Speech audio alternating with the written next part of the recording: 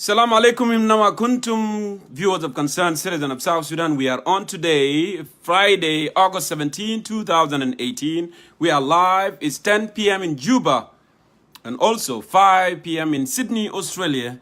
And it's 11 p.m. here in the West Coast, Seattle. So I welcome you one more time. أنا برحب بكم في برنامج concerned citizen of South Sudan الأسبوعي. وأنا بعتذر للجمهور الكريم لخطأ الحصل. Of course, technology sometimes, can do whatever they wanted to do. And it was unfortunate, because I wanted to use the horizontal setting today so I can have both of you on this, on the screen. I don't want to fill up the screen like usual. I thought maybe it would be a good idea to do it in a different way today, but unfortunately it didn't work. We went back to our normal setting. أرحب بكم مرة أخرى في برنامج بتاعنا الأسبوعي. As you can see the title right there, but foremost I would like to apologize to our viewers for the last show too, because I received numerous messages indicating that I was not fair. I apologize. لو كنا يعني مثلا ما we did not accommodate anyone, but الزمن طبعا دهمنا في الأسبوع الماضي. That's why we were not able to get everybody on board. So I apologize for that. Please accept my apology. And this forum is for all South Sudanese people, whether you are a government, opposition, all in all, this is your program. This is the program that we bring our concern and we discuss together so we can get a solid solution in the future of our country. So مرة أخرى أرحب بكم جدا. وزي ما انتم شايفين التوبيك بتاعنا الليلة, topic, that very sensitive topic that brought a lot of heat, a lot of messages came through my messenger. But you know what? قال Dr. Francis, الذي لا يقال هو الذي يفرقنا.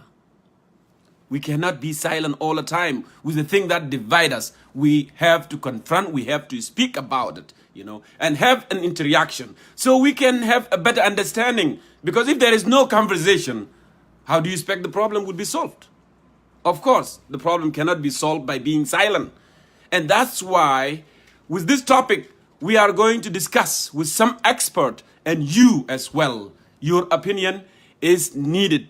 I know some people perceive it in their own perspective way. Some people say, Jongkor, you are provoking, you are bringing issue that you are not supposed to discuss. But you know what? Every issue is very important. Every issue has to be discussed. عشان نقدر نصل للحلول ونقدر نعرف what I have in my mind. How do you interpret? عشان ده أنا يا جماعة ما يحصل mistake after mistake after mistake like what happened. SPLA, the mighty army that fought with the North, and we were able to gain independence. Mistakes have been committed, and that's why we are in the state we are in right now. So, to build a future for the country, to move forward, and get out of the trouble that we are in, we must address the issue from the root cause. That's why there is no fear.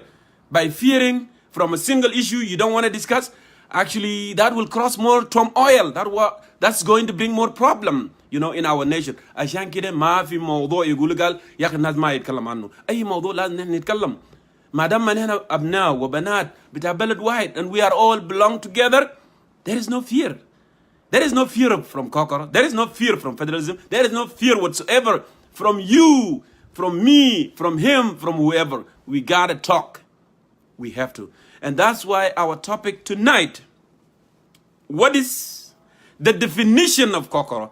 And all of you knows what Kokoro was, and you know what? We may be. Zamandagal kan Kokoro was introduced in Southern Sudan that time, the region of Southern Sudan. ربما كنا عيال صغار 4 سنة ولا 5 سنين ما عارفين, so we don't know details, and that's why we need some expert to come here tonight, and explain to our people and why it was introduced and who introduced it. These are questions we need to know, because in most cases people might think the federalism that Dr. Yang Mashar has asked for, NAS has asked for, and SSUF, Paul Malonga has asked for, not only Equatorian, but majority of people of South Sudan actually have asked for the federalism. Some people might interpret it in their own way. وانتو شايفين الحصل, you know, when Kokoro was introduced, some people, they will come up actually and say, oh, it wasn't supposed to be that way. ما كان مفروض يكون بطريقة داك اللي عملوه بو داك. Okay, وانتو عارفين هنا بعدين هنتكلم في details what happened and why that thing happened. Okay, عشان كده يا جماعة نحن دايرين نتكلم عن الموضوع ده, موضوع حيوي جدا ومهم جدا جدا. Need your attention and need you to be patient. If you don't know anything about it, just calm down and relax and listen from your brothers and sisters. And then after that, if you learn something, if you want to jump in, and then you have an opportunity. And one more time, I wanted to remind you as well, my dear brothers and sisters, the viewers of concerned citizens of South Sudan. We will not tolerate bigots. We will not accept derogatory language. As you can see, we are professional. You have to be professional in stating your point. You can make an argument, no problem, but do not attack personal. We don't need any personal attack. We don't need any community attack. Those are rejected, you know. I will not tolerate such a thing. And vigorous language as well. If I see a vigorous language, I'm going to give you a warning. And if that necessarily require me to remove you from the show, I will do so. It is my collective responsibility. Everybody has to be treated with dignity and fair here in our show. No rooms for misbehaving. If you are a victim, it doesn't give you right, you know, to abuse someone else. It doesn't give you right, you know, to say things that you are not necessarily. So my dear brothers and sisters, I welcome you مرة أخرى.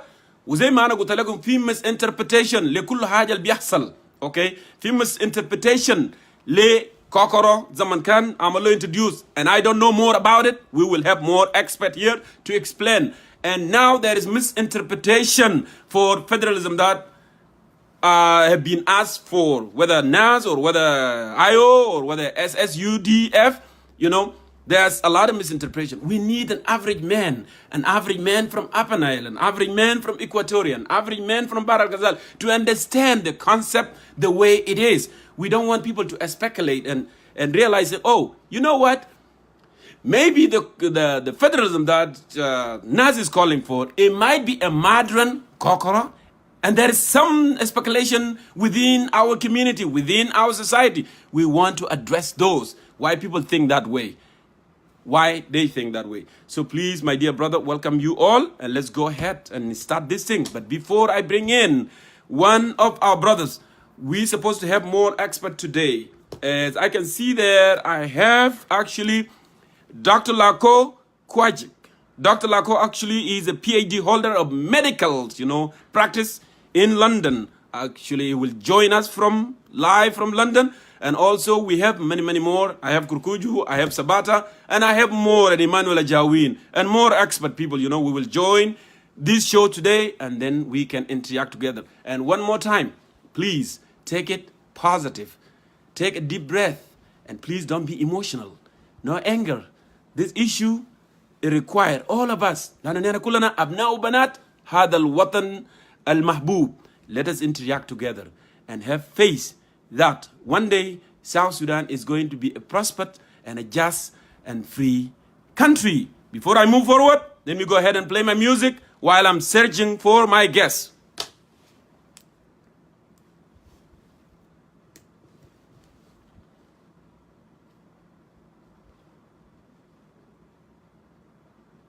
No, that's not the one. Yep. So let me go ahead and search for my guest right here.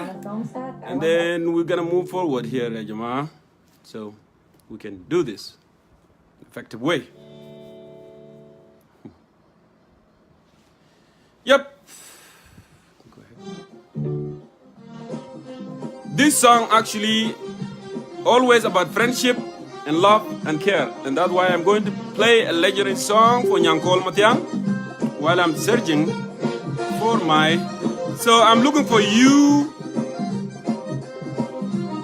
Dr. Lako Jada. If you are available, please push the green button and then I'll bring you on.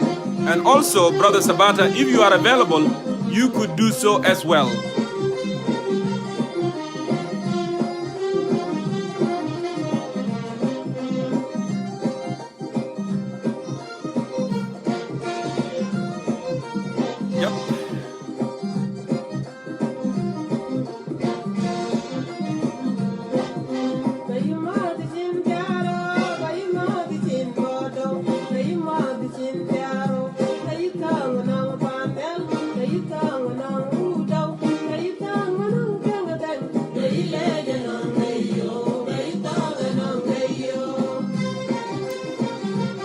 So,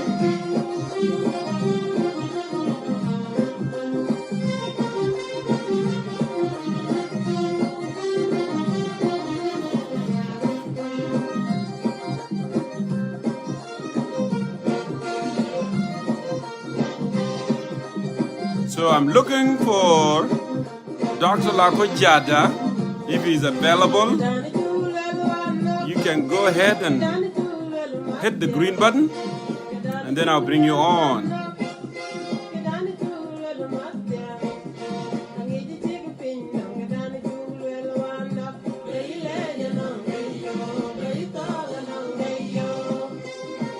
Okay, here we go. I can see you there. You didn't request, but I will go ahead. Dr. Lakojada, live from London. Okay, I'm calling you, sir. Go ahead and answer that so we can move forward. All right.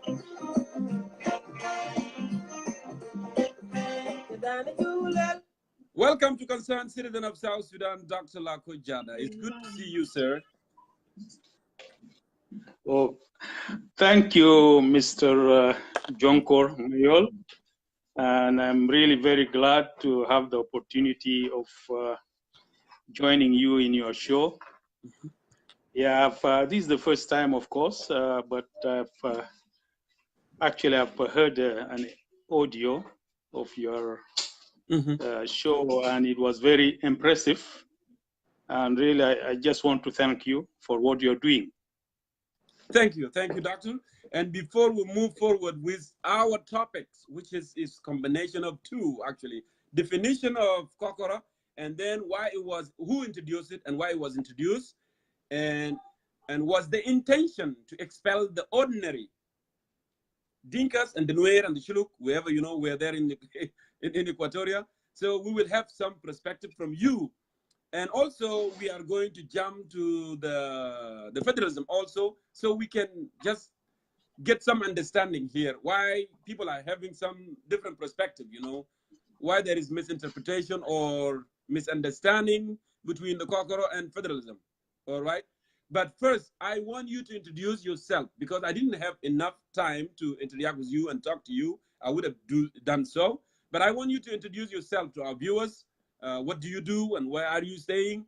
And move on from there.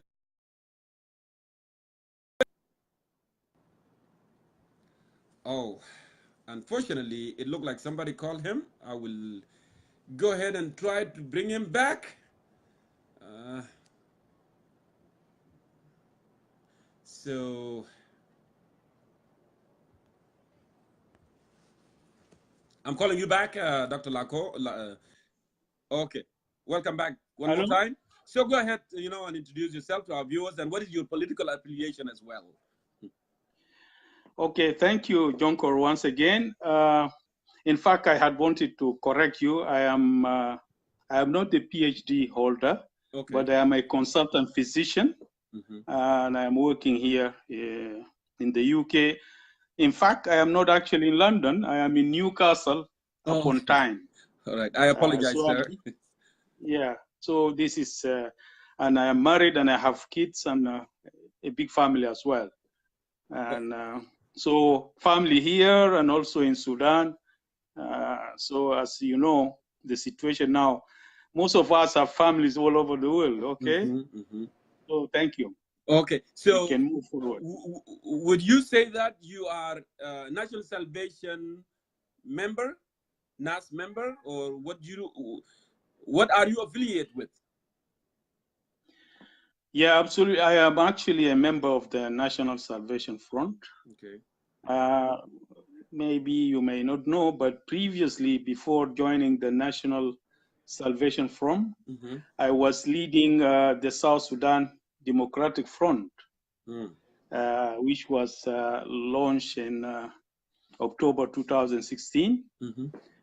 But when the National Salvation Front,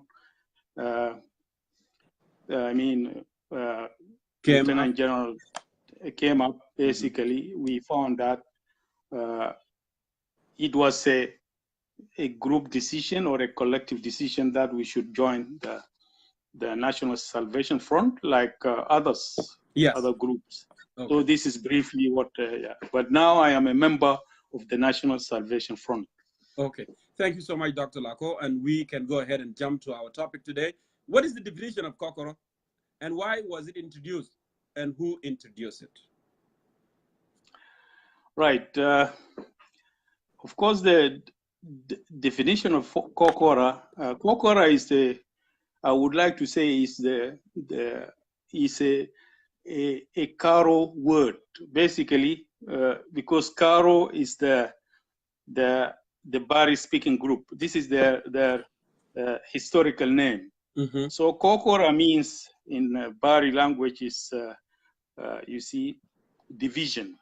But Okay. you have to get it, to have it, you know, it depends on the context, okay? So it could mean, for example, dividing a land. That's one of them. It can mean dividing anything. If you have, for example, you have dividing, for example, money. Yeah, you can say Kokora as well. But also in terms, it can mean federalism itself, because it will mean dividing or devolution. Kokoro also devolution means of power. federalism? Yeah, it can mean, because federalism obviously is not in our most of the African languages. You will not find something called, I mean, there is nothing related to that. But Kokora itself will mean federalism. You know, it just depends on the context of why you are saying that word. So at that time when Kokora came up, it actually meant federalism. Okay. Did I convey the message? Yeah, I think, but my second segment of the question here, who and was it? Okay, I'm sorry, we are having difficulties with him right there. So I'm gonna go ahead and bring him back so he can finish his thought. Sorry, Jama.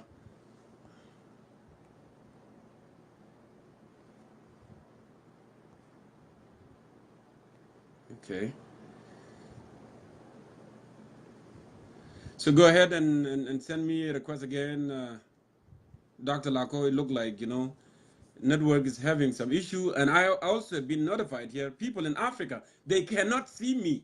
People in Nairobi, in Uganda, in Sudan, they cannot, in South Sudan, they cannot see me actually. I don't know what happened there. They have been disrupted or something happening, but we will monitor and keep eye on that and make sure if you require me to invite individuals, whether on WhatsApp or this, I will do so. But meanwhile, let me go ahead and bring back Dr. Lako. Go ahead and send me a request. Oh my God.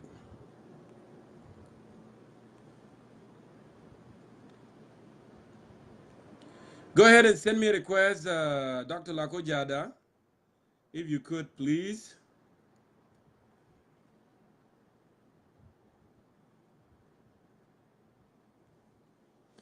Go ahead and send me, and so you can finish that.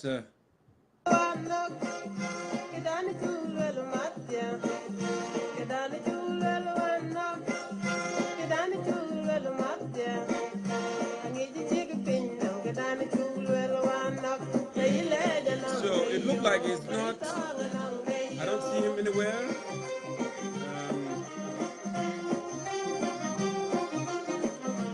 Okay. How about, I'm gonna go ahead and bring you in, Sabata, while we are waiting for him. And then we move on when he's back. I hope, you know, Dr. Lako, go ahead and reset your phone and boost it and uninstall the messenger. Like I said yesterday, just delete the messenger and then you can install it later. So I'm calling you right now, Sabata. Go ahead and answer that.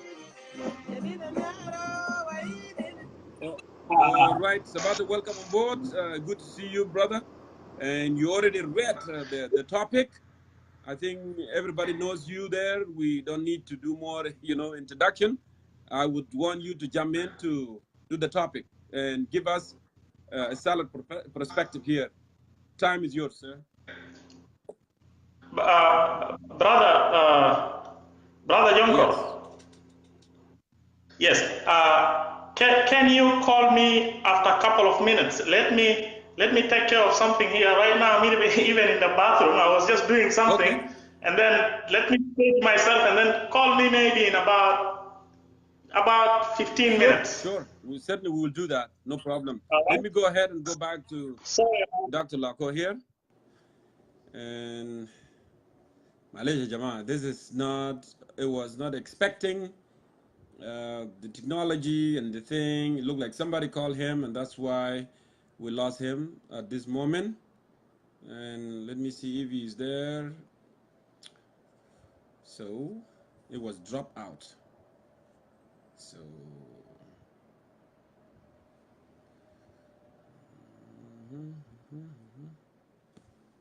okay, let me do this.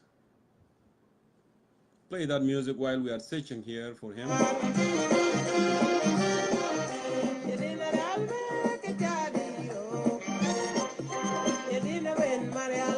So I don't see him any near. It looks like he's out completely.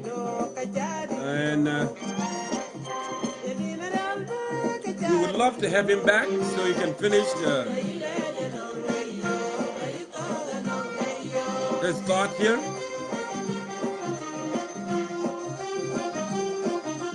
So let me go ahead with another fella here.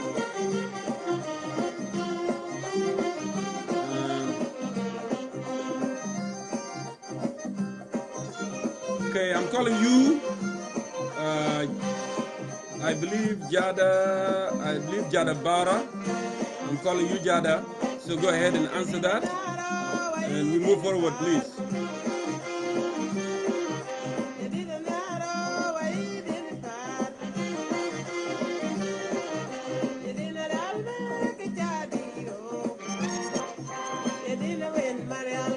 I'm calling Jada.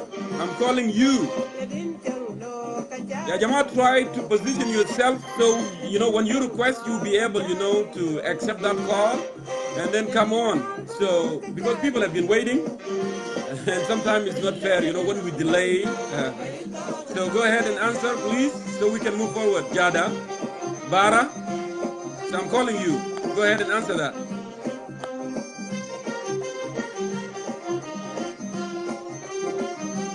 So it seemed like, I don't know, it's not ready or something happening, but you sent in a request.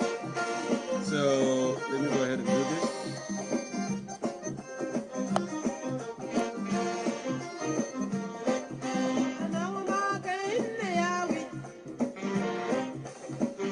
So I'm calling him now.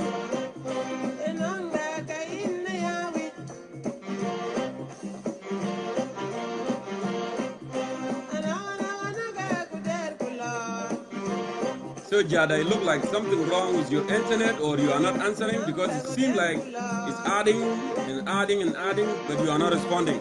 So I'm gonna go ahead and move for next person here. And please guys, send me your requests. Go ahead and send me your requests.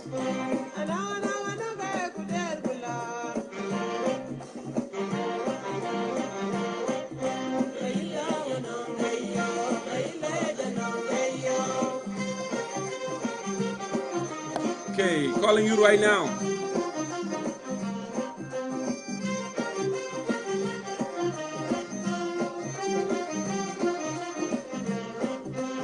Okay, look like doctor is back. Let me go ahead and bring him. Doctor, I hope your internet will work, you know, fine this time. We have been having some issues with internet, you know, people residing on that part of the world. I don't know why, but mostly you came back. That's a good thing. So go ahead and continue, you know. Yeah, I was sorry about the difficulties we had here, but I was just saying regarding Kokora,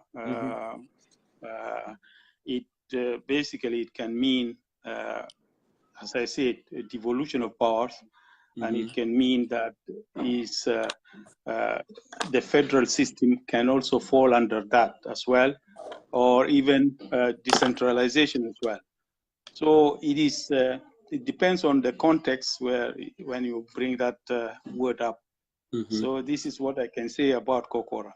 Yeah, and I was asking you the last two, you know, segment of the question, of the topic. Actually, I was saying that why it was introduced and who introduced it, and was it meant to expel out the ordinary Dinkas and the Shuluk and the Nuer from Equatoria, and what it was. So we want to get full understanding here, so people cannot have that fear when we talk about the federalism. Yeah, actually, Jongkor, I mean, the question itself, I have a problem with it because, the one I saw, I basically, yeah, I'm uncomfortable that Dinka is singled out, that as if the Kokora is directed against the Dinka. Yeah, that was not really true. As I can say, around that time, I will try to remember what happened basically. It was, I will all put it on the failure of the government at that point, at that time, in basically, trying to be fair to all the citizens of South Sudan. And Kokora itself, when we say, yeah, we want to, to divide everything, among the people, yes, basically people were seeking fairness. yeah. So there was many people in Equatoria, and probably not only Equatoria, because actually some people in Upper Nile and even some in Bar Ghazal, they like the idea of Kokora at that time. Okay. Because the government was not really, it was not really, I mean, in terms of, being fair to all the people of South Sudan, it wasn't, many people felt that it wasn't doing the right thing. This is why that issue of Kokora came up. So at the beginning, it was basically some people voicing out their discontent with the government, and this, it picked up, and it came to the point that I think around that time there was there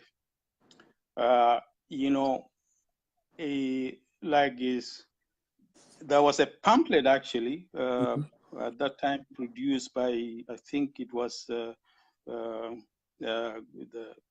our leader at that time, Joseph Lagu. There was a pamphlet, I think I came across it, where they showed, how, the government officials and the position taken by some, some communities. So that was actually, that pamphlet was seen by many people, and it was clear that it was disproportionately, skewed to a group of citizens or communities. And that was the reason people thought, well, we are all, we are all South Sudanese, so everything needs to be fair. So, and this Kokora word came up. Yeah. Okay. So it was basically about being fair. And people thought that maybe the system that was being applied at that time is not really fair enough. And maybe if we divide the country into, the region, more units, that will ensure that, services will reach every corner of South Sudan. So that was the main that was the intention. main reason. Yeah, that was the intention. Okay. It was not directed against any particular community. And I can tell you at that time, I remember, there was the famous politician from Upper Nile, Daniel Court Matthew, was one of the, he was very vocal, and he supported Kokora. Okay. Doctor, there are still some gray here, but we will walk this through so we can understand more, because I want people to be comfortable understanding exactly. So you said, because actually there was no fairness on the system of governing that time, I would say Abel Alier was in charge. We have to spell this out the way it is. at that time. And then there was a frustration, from my understanding, from your point of view, there was frustration from the people of Equatoria. And that's why actually they asked, so the region can be divided onto 3 regions, right? Correct? So people can have more opportunity in their prospective district or prospective, region. That's what I understand from that point of view. So you are telling me that actually it was not Jafar Mohammed Nimeri who said that South Sudan should be divided into 3 regions. Is that what you're saying? That's true. That's true. And just also to explain here more, not all Equatorians actually were supportive of Kokora. And I can tell you some top politicians were against it. And one of them is Hillary. Paul Dogali was against it. Dr. David Bosuni was against it, and Mary Bosuni. Dr. David Bosuni is there in US. You can even phone him and find out from him. And there is Lobari Ramba was against it. Joe Didi was against it. And the reason they were against it, they thought, not because that Kokora, which is synonymous actually with federalism, is a bad idea. No, they were. It's just they were afraid that if that happens at that point, it may weaken the Southerners against the Northerners. But it's not actually. Because, So that was their contention basically. But they are not against Kokora. That is not a good system practice. Practice. Okay, so. Now I can understand, because we need to be honest to ourselves, as a South Sudanese. That's why I said from the beginning we need to speak. When people are start criticizing me, saying that Jongkor, this is like a sensitive issue. Why are you bringing it?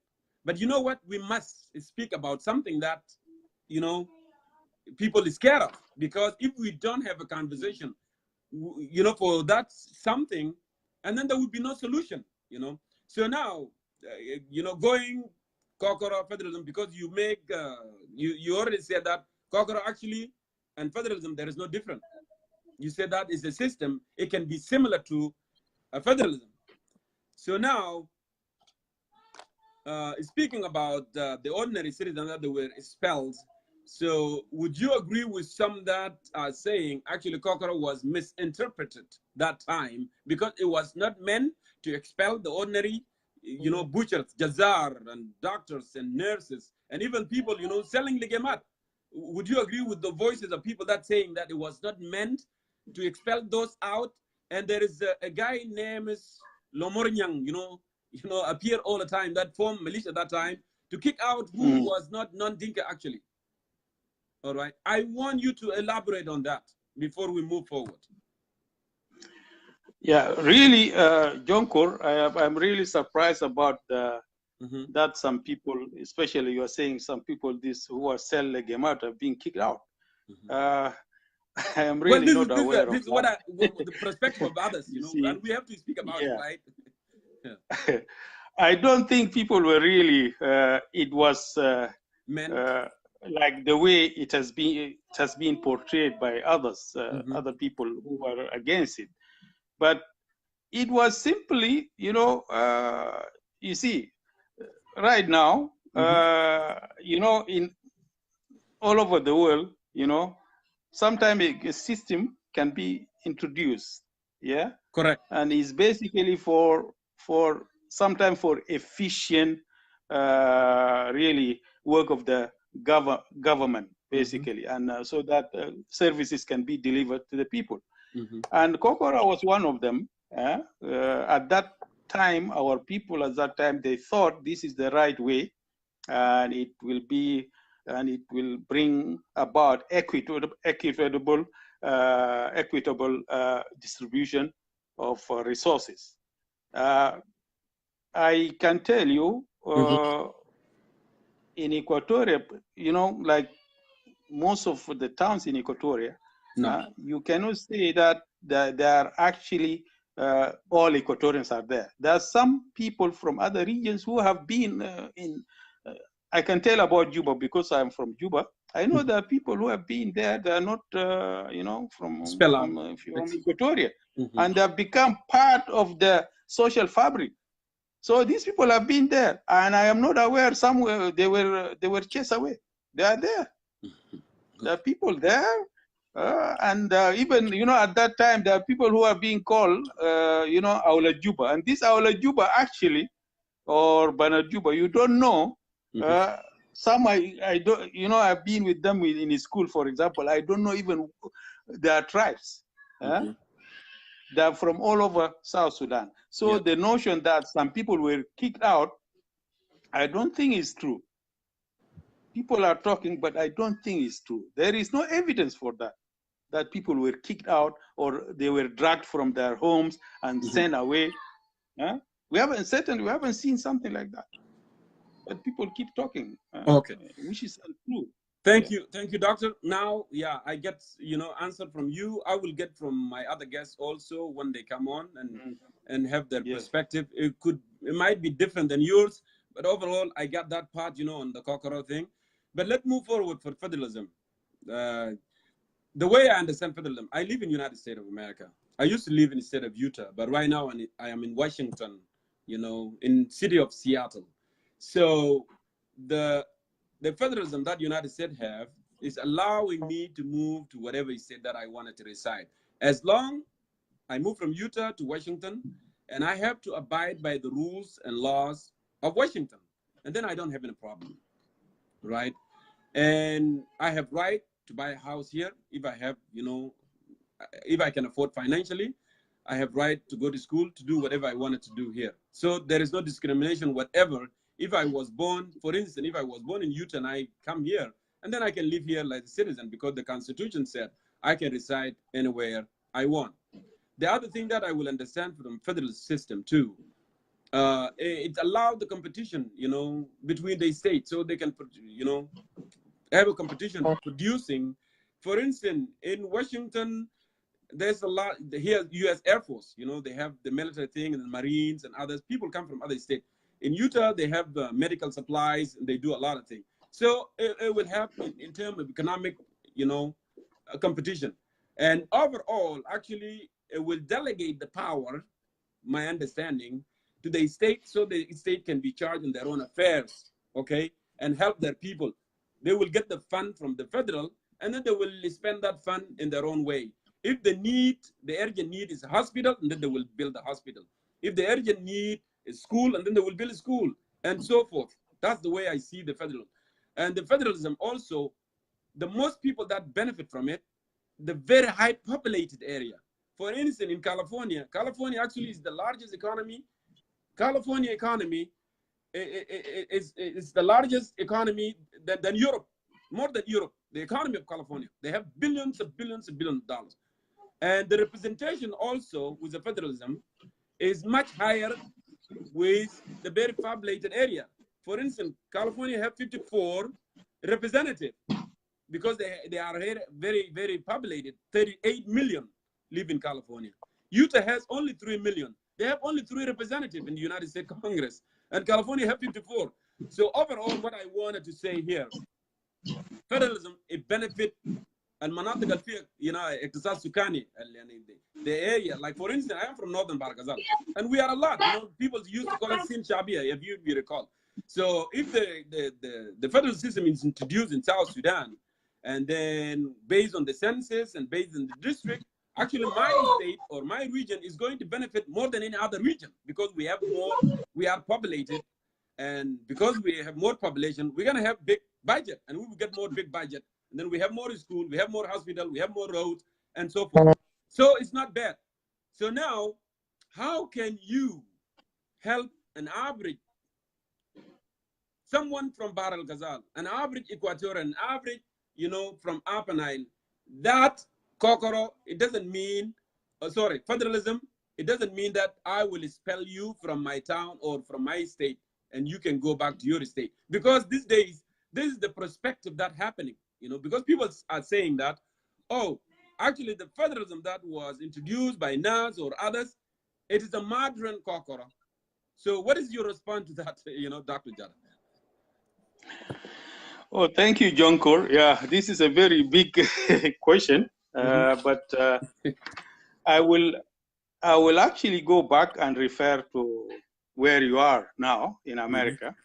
Okay, as you may know that federalism is introduced in America in 1789, so over 2 centuries ago. Okay, so in relation to the population, because you have talked about, like you are alluding to that actually it works well in a populated area, but I really I disagree with it a little bit here, because if federalism was introduced in America a century or 2 centuries ago, at that time, how much? I mean, clearly the population of America was quite, it's not as it is now. Yeah, I'm talking and about with today. that side, I'm sorry, and doctor. I'm talking about today. I am just trying to get the analogy here. What I am saying, at that time when it was introduced in America, 229 years ago, yes, the population was small, and when you try to bring compare this population with the size of America, so perhaps even our population, we are more densely populated than America 200 years ago, over 200 years ago. Okay, and you go back, we move out from America, go to Brazil. Brazil, federalism was introduced there, you see, in 1889. Okay. So Dr. 129 years ago. Dr. Lado, I'm sorry, Malish, and I'm not got there, but I want people to understand.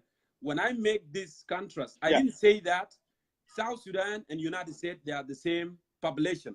What I said, Anagulta, federalism, the most people actually benefit from federalism. This is what I meant. And I give you an example to California of today. That California actually has 54 representatives in the United States Congress.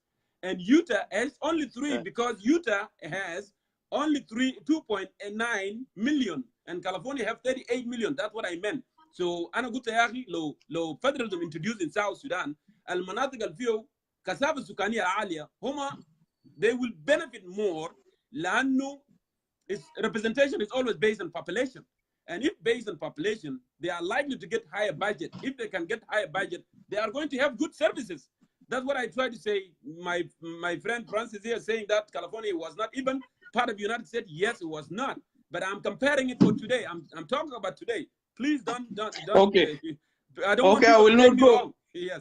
Okay. No problem. Yeah. I will remain again. Jongkor in America itself. Not all the states in America are quite big. You have, for example, the state of Maine. How big is it? Correct. Long Island or Rhode Island, how big is it? And still federalism is being applied there in America. And there are states in America, Hawaii, for example, is small, and the population is not as big as California or New York. So it's still this issue of there is some parts of the country with a dense population and some, small population. It doesn't matter, as long as the right system is applied. That's the right thing to do. And this is why America is now a superpower, because they applied the federal system over 2 centuries, ago. So this is the right system for our country. It basically brings the services to the doorsteps of the our people, closer to home, more efficient, and it will allow the country to prosper. Okay, now, doctor, because to finish up, this segment, I was saying that what can you tell an average man, average woman, whatever they are, be in Bahr Ghazal, in Equatorial, in Upper Nile, that federalism actually is not chasing people away. It's not changing the barrier the barrier from Awil, or it's not chasing Latuka from Malakal. It's not chasing away, you know, someone from Moro, from Wow. How can you put that in their mind that federalism actually you are the one going to benefit? You know, it's just about delegating the power to the state so the state can be charged on their own affairs. How can you tell the average person that way? Because there is misperception and misinterpretation. This is what, that's why I brought this topic actually, you know. Yes, again, thank you. This is also a great question. I think it's very simple to answer this question. I think now we have been in this country, I mean, in the modern times now, for over half a century now, yeah. Why I'm saying this, because this is the time probably, you know, our tribes have been interacting together, you know, with each other more than previously. But in olden days, you know, maybe at that time people are, you know, tribes are fighting each other.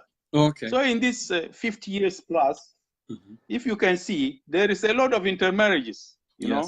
Now you go to Juba, yeah, you go to Wow. I can tell you, I will take myself as an example. Yeah. First of all, although I am from Juba, I have brothers, yeah, from Wow, half brothers, okay, half brothers. They're Balanda half, okay. I have brothers, from the other tribes as well, you know. Of course, the tribes of Equatorial in general, yeah. And I have relatives, I have nephews, for example, from, you know, from Zambia, I have nephews, from Topos, I have, you know, sisters, I have all over. Also from Upper Nile as well. I have also, you know, I'm married also in Upper Nile as well.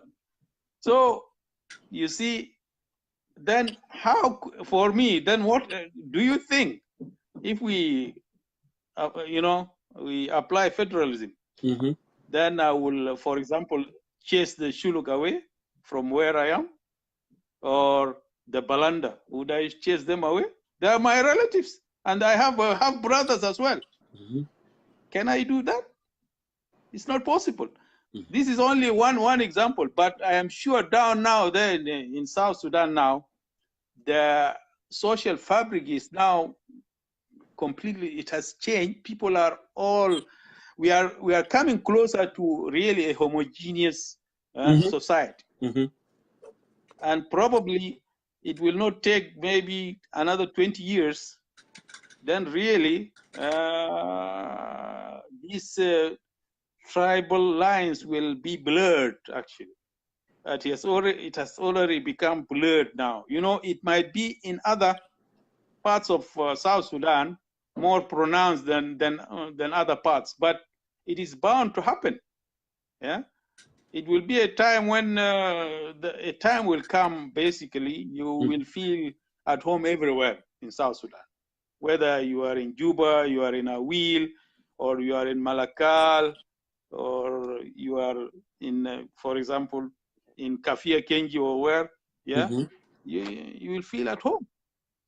So I think this is, some people, let me say why some people are afraid of federalism. I think some are driven from top. There are some politicians who probably, they think federalism will take something away from them. Some who probably they want this unitary system of governance, which concentrates power in the hands of, you know, one person. And this is not good, and we have seen it. So I'm just saying, this is, perhaps these are the people trying to scare. Why would we be afraid of federalism when the most prosperous and advanced countries in the world are applying the federal system? You go to America, you go to Germany, India, Brazil, and a lot more. Even the Russian Federation is now is also federalism. And China is actually moving towards federalism as well. So why are we afraid of that? This is the right system of governance that really ensure participation of all the people and also equitable distribution of resources. Yes. So this is the right system for us. Thank you. Thank you, Dr. Lakujada. Yani kunta maana fi concerned citizen of South Sudan, and we benefit a lot from the thing that you have said. Let me go ahead and move to my next guest. It was an honor to have you on our show today, and please stick around. If you have the last word to say, you are welcome. You know the last word before you go. Right. My last word just to all the South Sudanese people. We are all brothers and sisters. I think we have, at this point in time, let us focus more on the best way to get our country out of, I will call it an abyss, actually. The situation we are in is really a serious one, and we need to rise above this narrow, you know, what I would say, narrow-minded political agendas like that. Narrow-minded, and also the thing, let us stop this thinking always about ourselves. There are people who, for example, they want, especially now what is happening in you know, this peace process and all that, people want to be at the center of what is happening. I think that's a wrong. I mean, I think the best thing for your country is that, provided it's going in the right way, even if you are not there in the driving seat, it doesn't matter, because actually the one in the driving seat is actually having a lot of problem, because this is a responsibility. Yeah. Yes. But provided it's doing the right thing and you are not there, it doesn't matter. So I think we just need to focus on that and try to do the things that will further the cause of our people and also move our country forward. Thank you. Thank you. Thank you so much. You know, Dr. Jadelako there from Newcastle. That's what you said, right? Yeah. It's good to have you today in our show. And please stick around so you can listen to others too, what their point of view in this regard. Shukran. Shukran jazilan.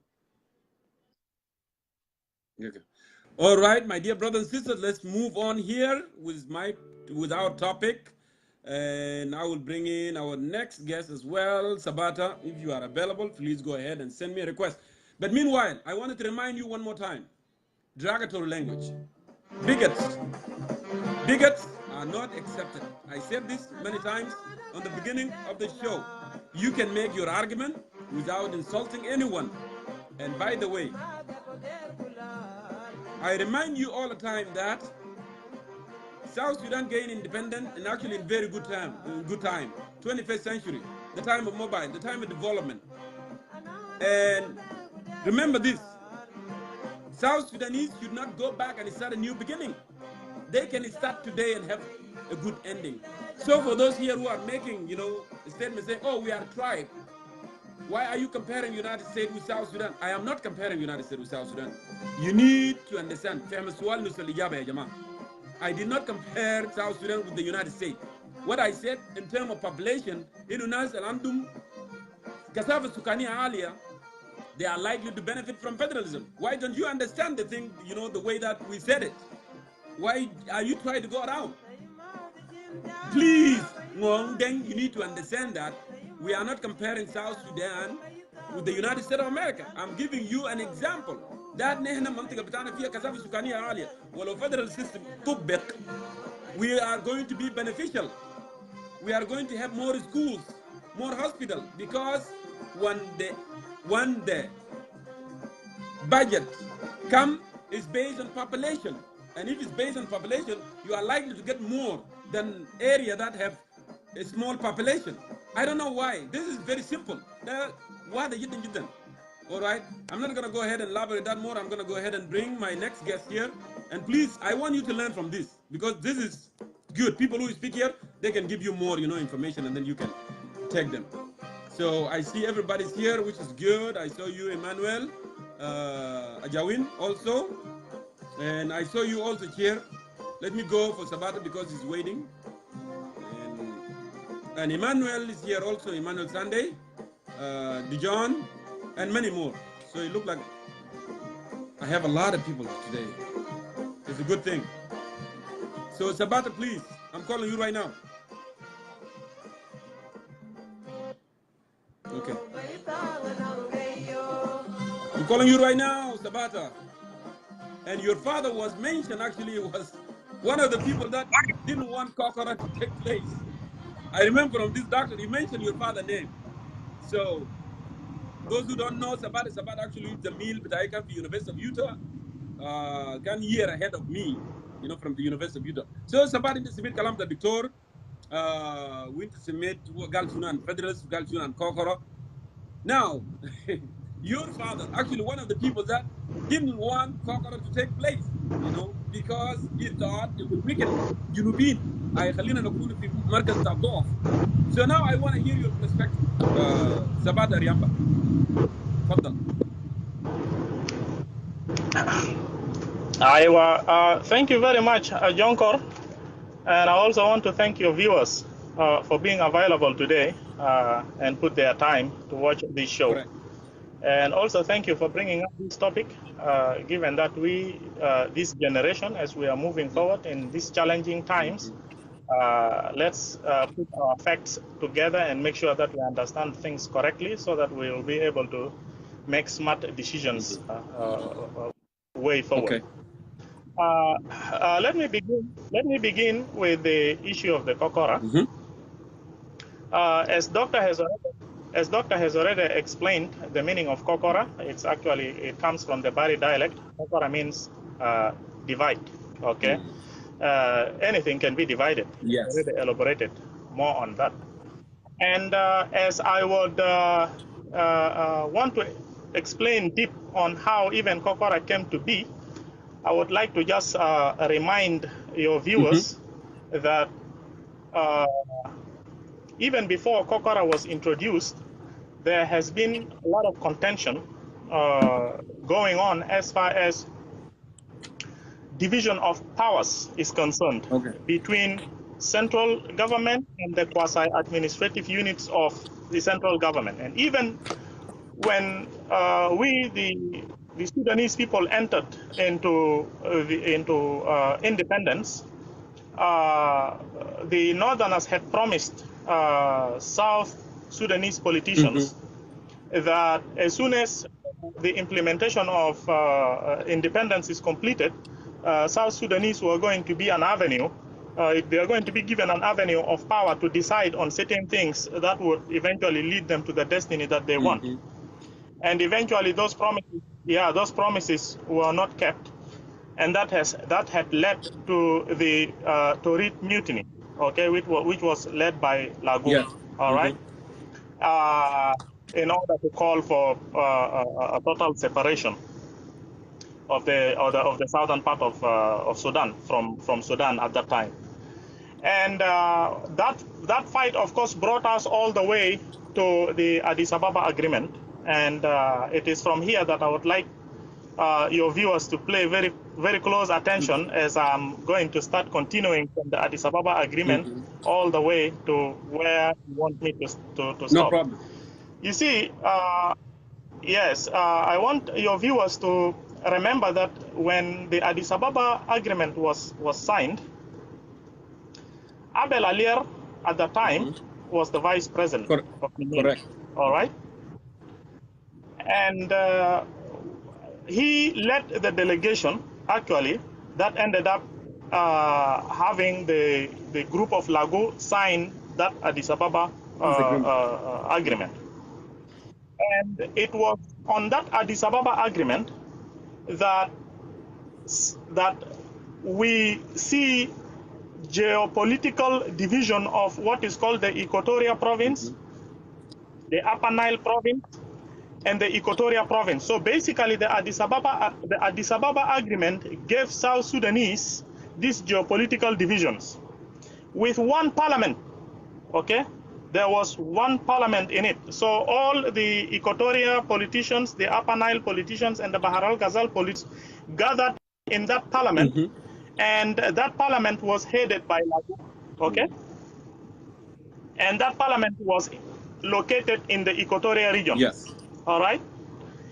And then I want you also and the viewers to know that while Lagu was heading the parliament, Abel Alier was made the president of the committee in the High Executive Council that addressed issues of South Sudanese in general.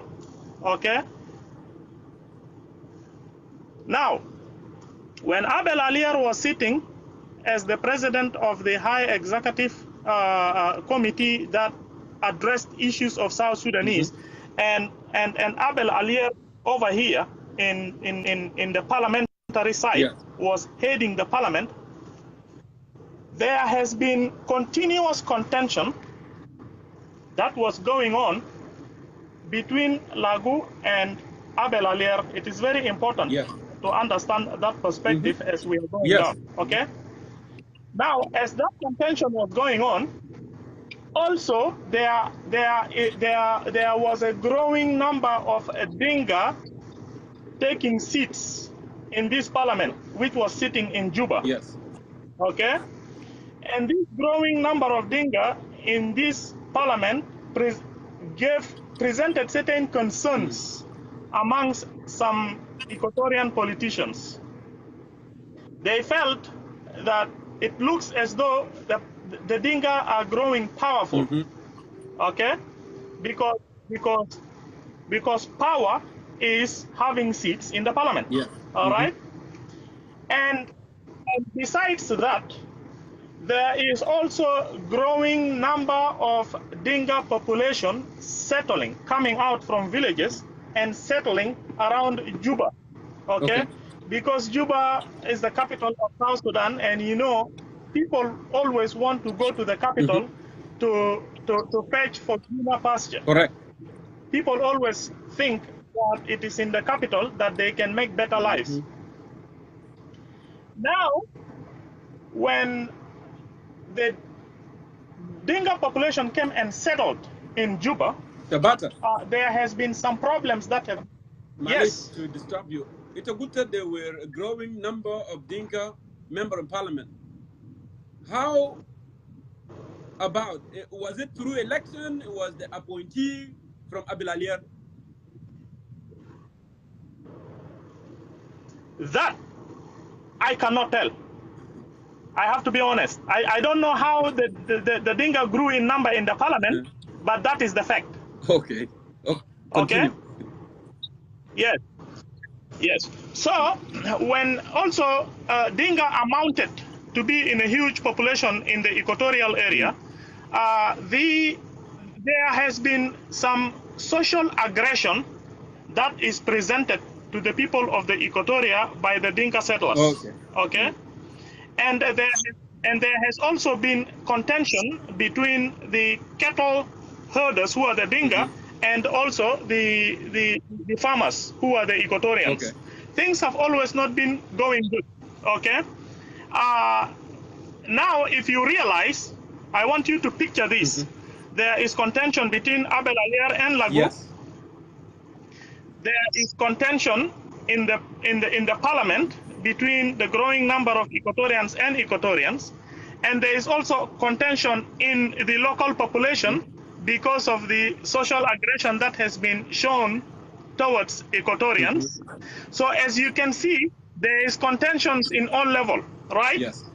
All the way from the top to the local population. Correct. All right? And as this contention is going on, Nimeri is aware of it. Nimeri is aware of this, and at the same time, Nimeri also was having problems from other political areas of people yes, Islamists who wanted to do coup and all this. So Nimeri is hit from every direction with issues because South Sudanese are also presenting their problems to him.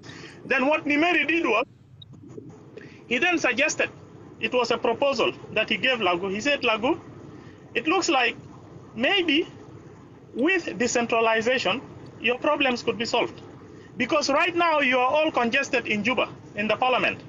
Why not have a decentralization where the Upper Nile will have a parliament in Upper Nile, and let the Bahar al Ghazalians have a parliament in Bahar al Ghazalian, and then you guys will remain in the parliament in Juba. And once that happens, maybe that contention which is going on about power in your parliament will subside. As soon as that was presented to Lagu, he loved the idea because he knew that will solve the problems in the parliament. Lagu immediately came up with a paper. The paper was subject decentralization. That was the introduction of Kokora. The paper was called decentralization, and it went around in Juba. It was printed. And please don't ask me which printing press printed that paper. No, it's okay.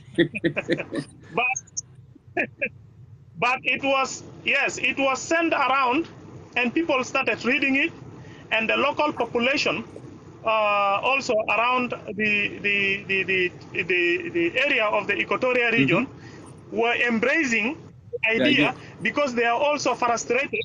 Yeah, they were also frustrated by the social aggression that they were feeling from the Dinka who migrated to settle in Equatoria.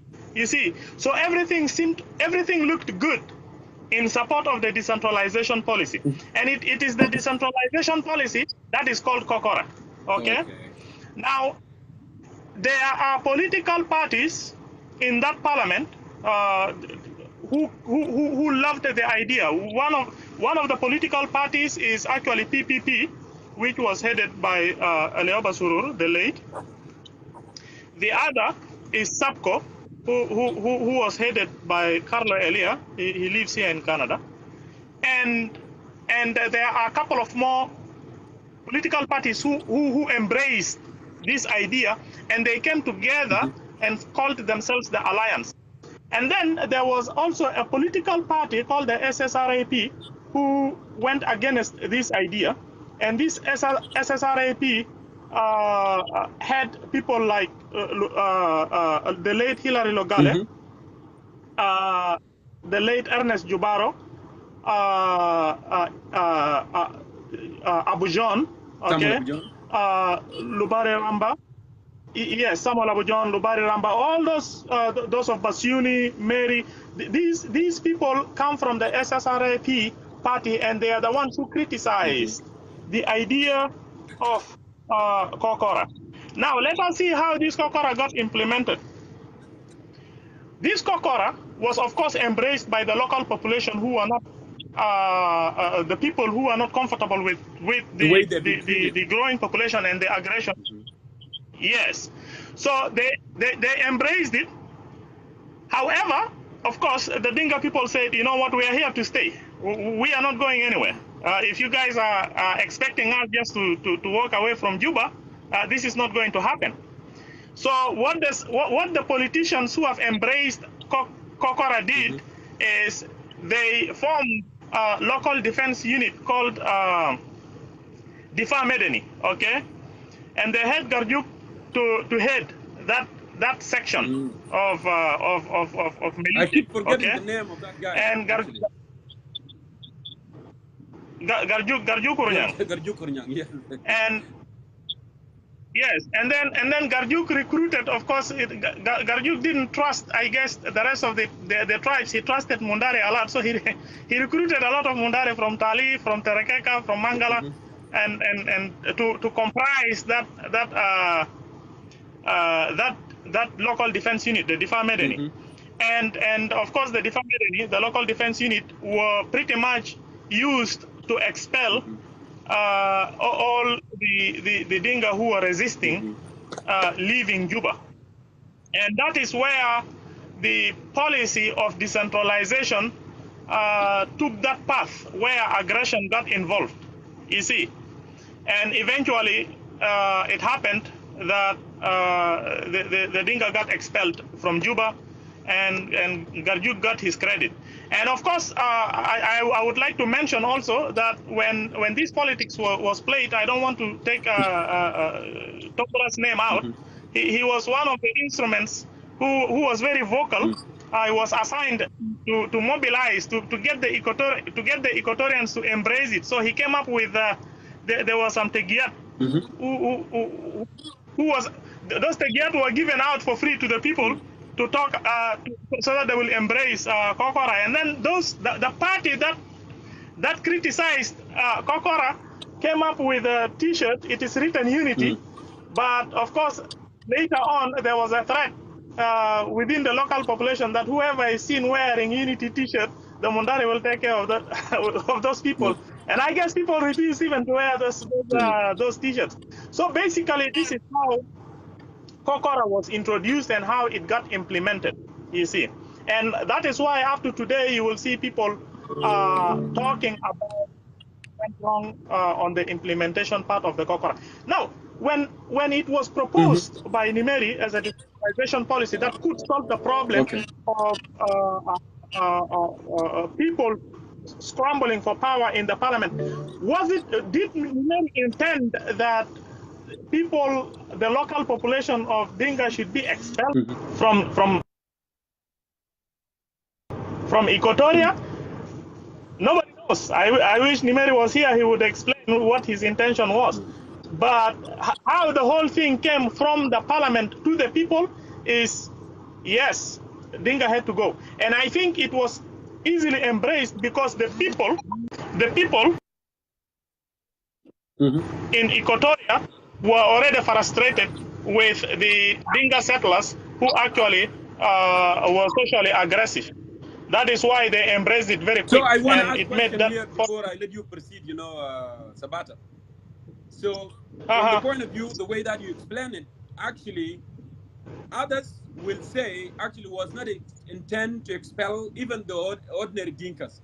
But the way you explain it, actually, it makes a lot of sense that the intention, because the level of frustration that happened in parliament, happened in executive, and happened in local level.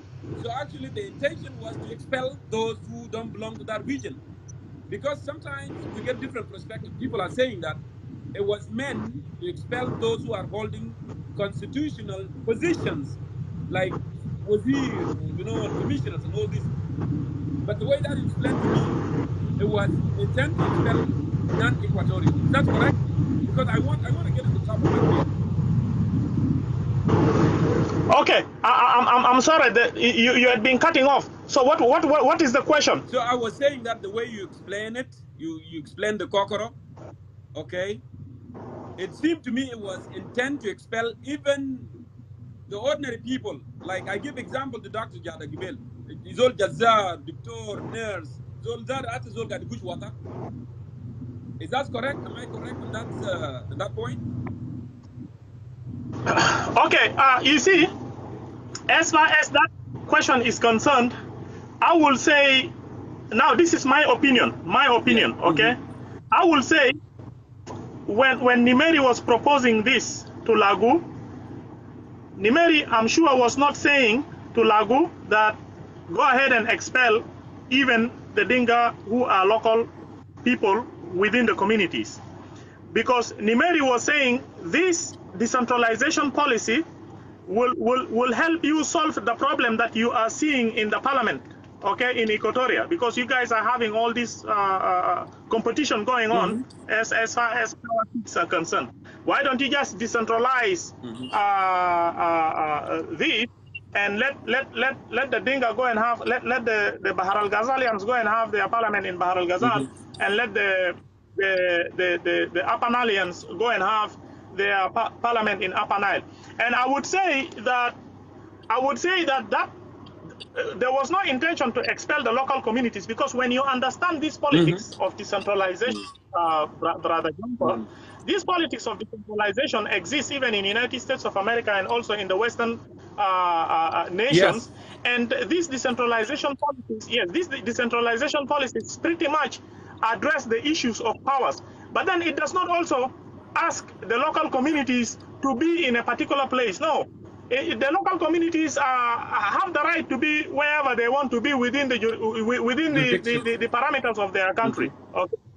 Yes, but that is why I think that Nimeri at that time, I'm sure when he said implement decentralization policy, he understands the concept of decentralization. And if he really understood the concept of decentralization, I'm sure Nimeri did not say, go ahead and expel all the Dinka who are of the local population. However, I think it is just because there was already a contention between the relationship of Dinka and Equatorians, even at the local community.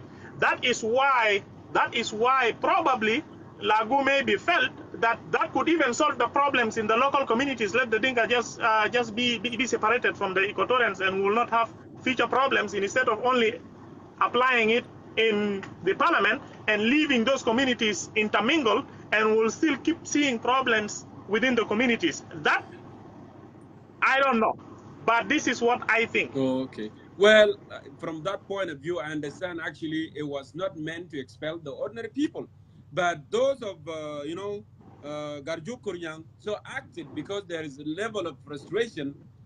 They misinterpreted the way it's supposed to be done, deal with, because it was meant to expel those who are holding constitutional position.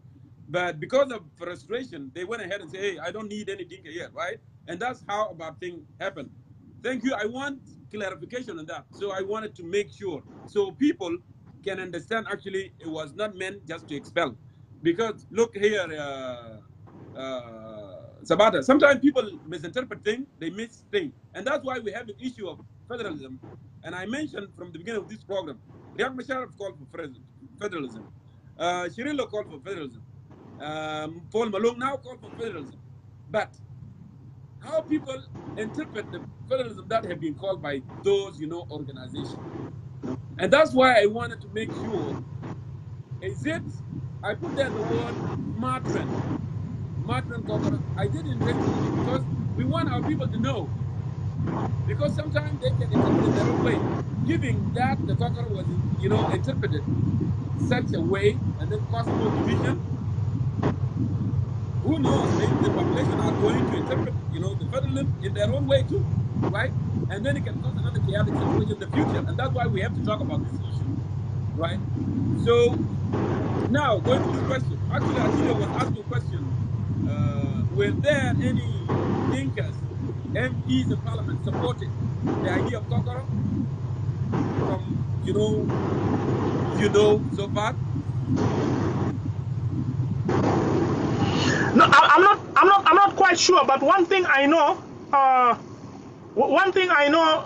quite well is the parties, the political parties that stood behind Kokora, like the SAPCO and the PPP, did not have much. I'm not aware of a Dinka person or a Nuer person who actually supported those parties. But I'm aware that there are so many Dinka people who actually supported the SSRAP on their ideas, because at that time they were saying that Kokora is not a good idea. It will weaken the unity of South Sudanese, and they wanted South Sudanese after the Addis Ababa agreement to learn how to live in coexistence with each other and solve problems without having to.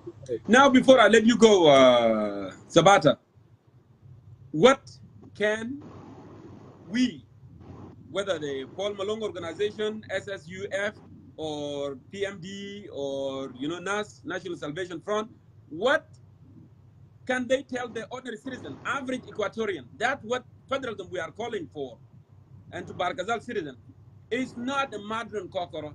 It's not going to expel you if you live in Juba, or if you live in Torino, or if you live in Malakal. It's not going to be like the same what happened in early 80s.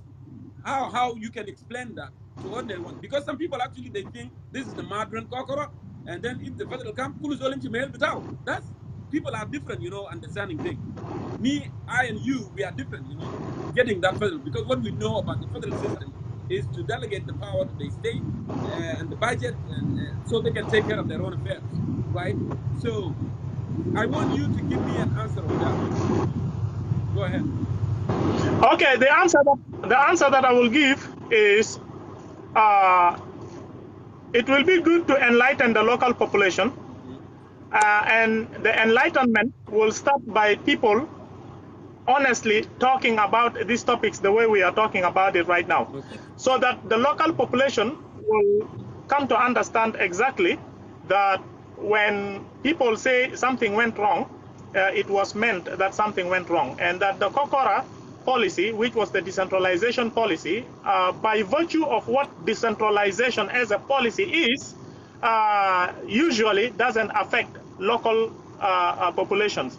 And if this is something that is being spoken about in social medias, in political rallies, and also in some form of organized settings in which are designed to educate the people on what decentralization is, and that people should not fear that it will eventually ask local populations to retract along certain geographical territories. It will, and people will know. Mm-hmm. People will learn, you see, and then eventually, as time go by, people will embrace ideas of federalism without fear, because you are absolutely right. When people hear something about federalism right now, they immediately think of, oh, this is now asking people to go back within certain geographical territories, which is totally not what federalism is as a concept of governance. Okay. Okay. Well, I intended, Go ahead. Yeah, because federalism is pretty much a decentralization of powers. So these concepts are interconnected. Federalism, decentralization. Federalism means separation or decentralization of powers. It all boils down to powers. Okay. Well, I got it. Sabata, thank you so much, for joining us. If you have any last word that you wanted to say before I let you go, you can go ahead, especially regarding the federalism. How do you see it? How it should be implemented so our people can be enlightened to know exactly what federalism is? Well, federalism, as you know, or if anybody could Google what federalism is, by definition, we know that it is pretty much a system of governance where power is separated between the central government and its quasi-administrative units. That is the other states that are around it. Now, see.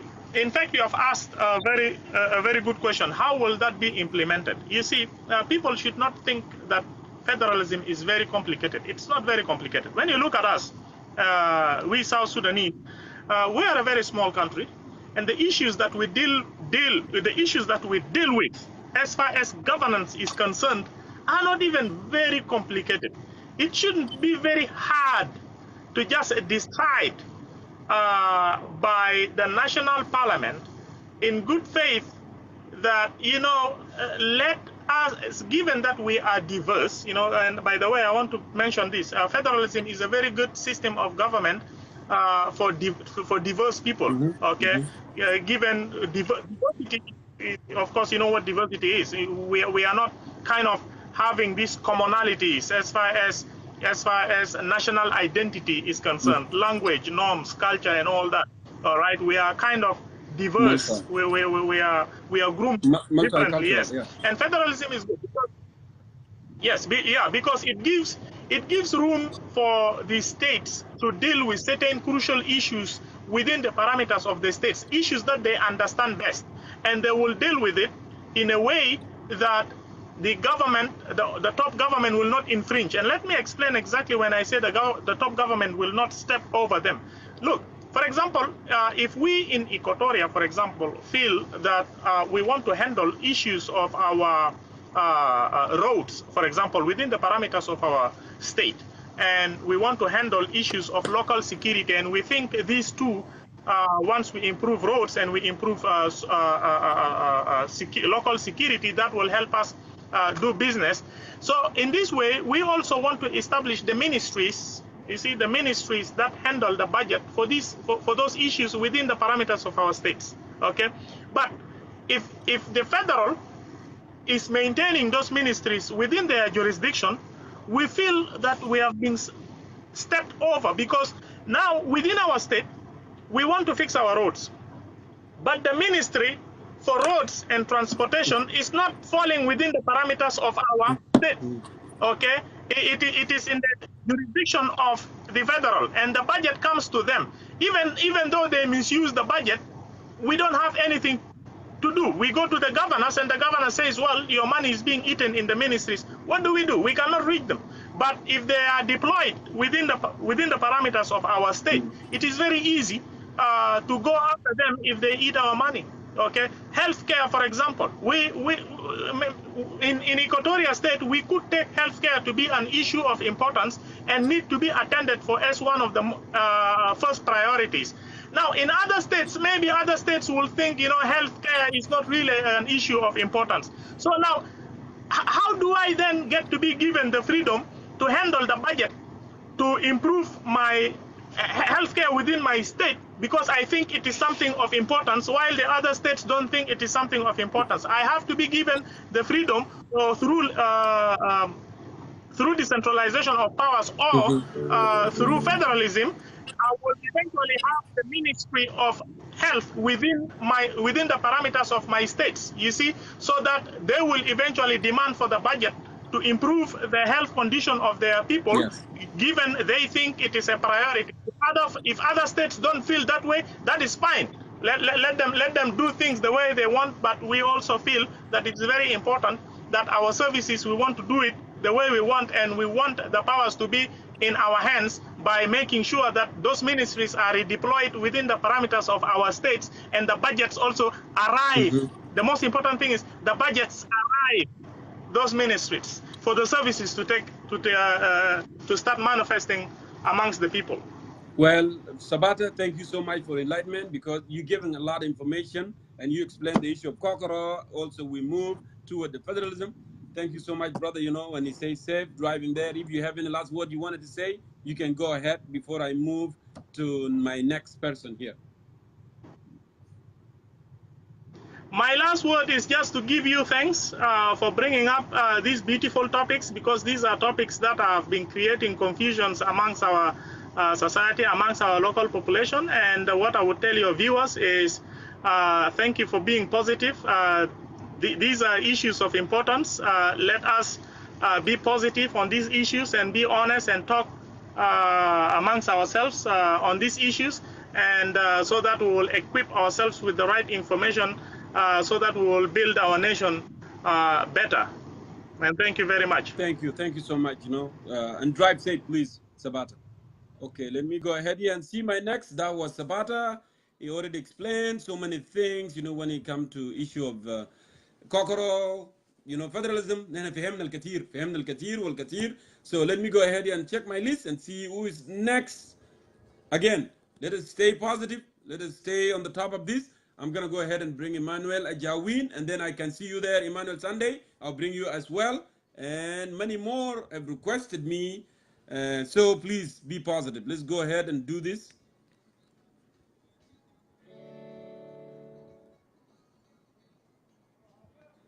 Okay. I'm calling you now, Emmanuel.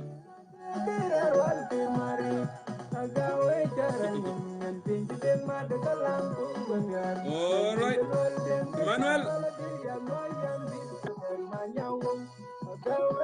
Good to see you, brother, there from UK. I hope your internet is going to work fine today, so we wouldn't have any disruption to our show. So you have heard my last two guests. They have spoken about the Kokoro federalism. So you may jump in now and give us your perspective as well, Emmanuel Ajawin.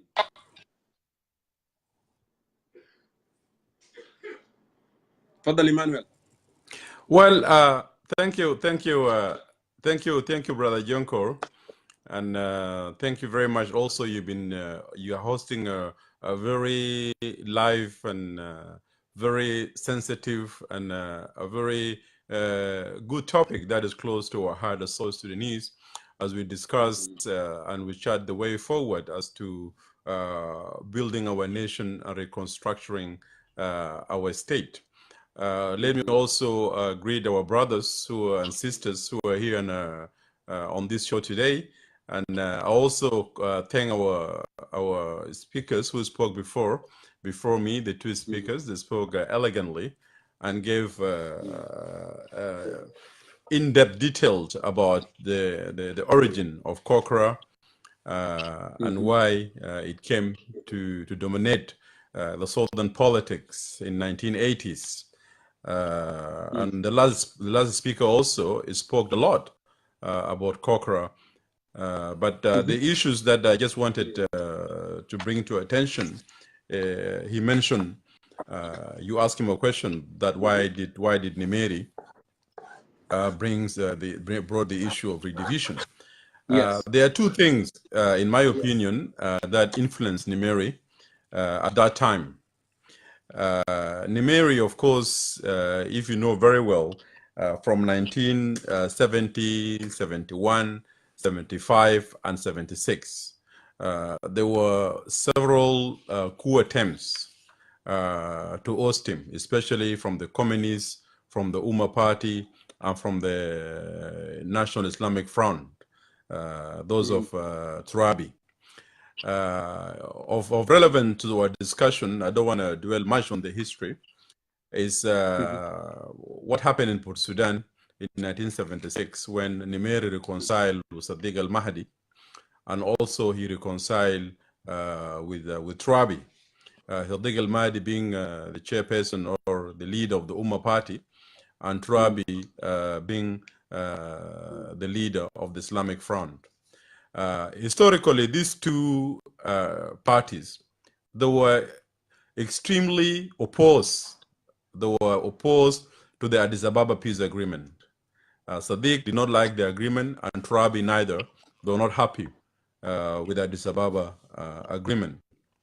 Yes. Now, when they reconciled with Nimeri, it became apparent that these two were having great influence on Nimeri, and these two gentlemen representing their two parties did not want to see South Sudan as a strong, united entity.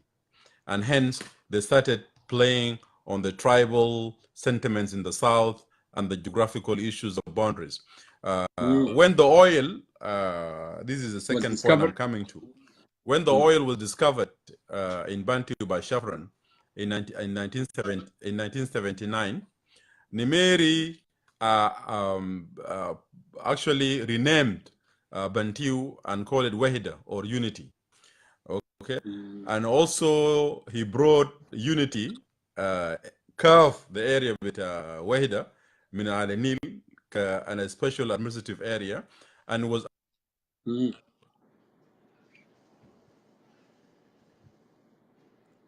Sorry, Manuel, it looked like so that even Nimeri, when he was being told that oil, he did not say that oil was discovered in South Sudan. He will always refer that oil was discovered south of Khartoum. I don't know how many kilometers south of Khartoum. Yeah, like he did not want even to say that Bantu was part of Southern Sudan. So you could see that these two points had influence on Nimeri. This made work. Go ahead. Sorry, Jongkor. I think my network is poor. It's keep on cutting. So let me continue. I don't know if you can hear me. I hear you. Yeah. So basically, these were the two fundamental issues that Nimeri had. But also the division among South Sudanese leaders at that time between Abel Alier and Lago, as was emphasized by the speaker who spoke before me, aggravated the situation further. And the redivision and the call for redivision, as he put it correctly, it was based on the perception that the so-called the Nilotics, or they used to call them Jange, which is the Nuers, the Shilluk, and the Dinkas, are dominating the atmosphere of life, the political life in Juba, the administrative aspect of it, and so forth. And the Equatorians, most of them felt, felt that they're being oppressed. They were being made second citizens, in their own hometown, which is Juba, which is the capital. So redivision was a reaction. Now, what made and South Sudan at that time, politics in 80, people were divided into the camp of those who were for the division of the South and those who were against. And the election of 1982 was highly contested on this issue of Kokra. And Joseph Tumbura was elected. Remember, Joseph Tumbura was elected, under the banner of Kokora. He used at that time Nas Jabo Tawagi kama Samu Tawagi Kokora that Tumbura used to wear, So Kokora became, the battleground, for winning the elections. Of course, Nimeri this time has failed out with Abel Alier. Abel Alier wrote a booklet, if I could remember the name, called the Solidarity booklet, where he criticized and talked about how Nimeri was كان خواف جدا, كده الناس المرتزقة 76 came and invaded وجنوبين هم. So this created also some anger between Abel Nimeri, and they had scores to settle, and then he removed removed Abel Alier in 1982 and so forth. So this is the history that has gone by. I don't want to dwell on it too much. Now, the question that we are addressing today is, why are we in our country, our new country, our nation state, why are we talking about federalism, okay? And what can it bring? Now, federalism, as you know, Jongkor, and many of our audience tonight, federalism basically, it talks about the dichotomy, the division of which is power sharing between the national and the state, between the center and the states and the free-frays. Federalism should not be confused with confederalism. Under federalism, you are under a one unitary legal body, which is the state itself, like South Sudan. So it's not a confederal system. So because in a confederal system, you can have the right to have, your own army, you could have the right of engaging in foreign relations and so forth. But under a federal system, you having a certain devolution of power, and that power of having an army, declaring war, engaging in foreign that is the work of the state or the central government. But in a federal system, what we are actually advocating for is this: the resource sharing. We think that it has to be given to the states.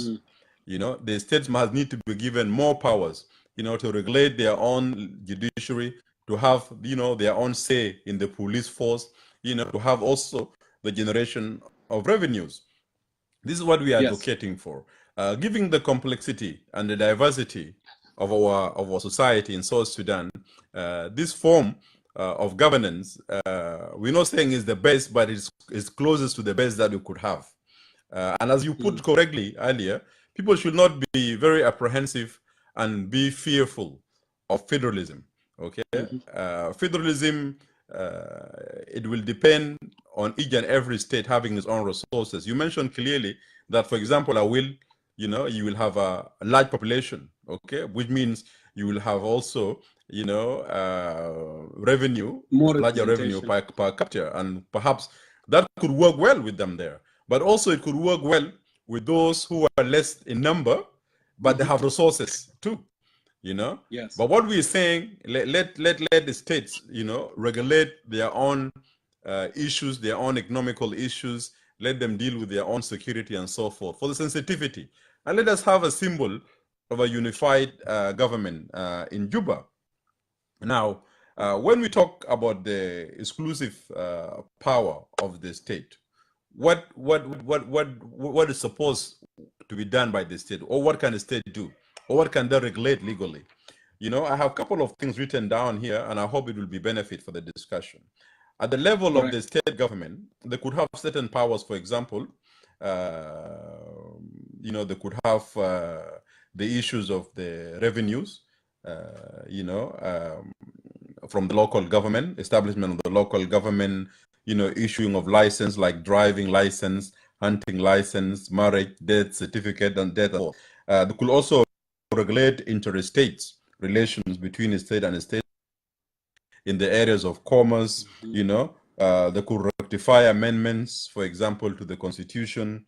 They could provide public health and safety, you know, to the people. They could exercise, you know, powers, you know, especially when it comes to, you know, delegated of the national governments and provisions from the states' constitutions, for example, you know, setting up legal drinking age, smoking age, وحاجات كتيرة. And this could be the powers within the local government. أما في center, you will leave the power, for example, لهم بتاع declaration. يعني عندهم declaration of war, for example, getting into foreign relations with other countries and so forth. وهيكون كمان عندها علاقات مشتركة بين الولايات شفتها والسنتر. ده موجودة in terms of the collection of the revenues, شفتها, in terms of the borrowing money through banking systems and so forth. You know, defense طبعا هيكون ده حق المركز. You know, but also you could talk about, you know, recruitment, you know, of people into the national army and so forth. So I would not want to take a lot of your time, Jongkor. We have discussed a lot on this issue of federalism. But what I'll try to say is that, you know, the fears that federalism will mean the illusion of others is not real. Within a federal system, there will be rules, there will be regulations. We will not be creating a kind of a barrier between the states, especially the free movement of goods, the free movement of people will continue. You know, so mama now once we in the wilayat هيكون في separation في انقسام واضح جدا بين الولايات وما في يكون في تدخلات بين الناس. You know, people will continue engaging, you know, in all the activities. It will not stop. So those who are fearing federalism, it is really an unfounded fear. Bil'aks, federal system will really help us to generate the revenues that we require to put to our economy, and so that South Sudan could move out from the abyss of the destruction that it is now in, into more advanced and developed country in Eastern African region. So this is what I wanted to say. Like in Loindag, any question, I'll be there to answer it. Today I don't have any question, Emmanuel. I think you came up, and you said it all. I don't have any question, and please stick around. Thank you for joining us. I'm going to go ahead and get another person here to hear that perspective. Shukran jazilan. Shukran, Emmanuel. So let me go ahead here and check if Emmanuel Sandy Dijon is available. And it's a time for you to come in. I know it's late in Africa. It's the time to go to bed. But let me go ahead and bring you. Thank you, Emmanuel Ajawin, for your perspective. It was very eloquent. I have learned a lot, brother. So, Emmanuel Sande Dijon, it's your turn. Dr. Emmanuel Dijon, I'm calling you right now.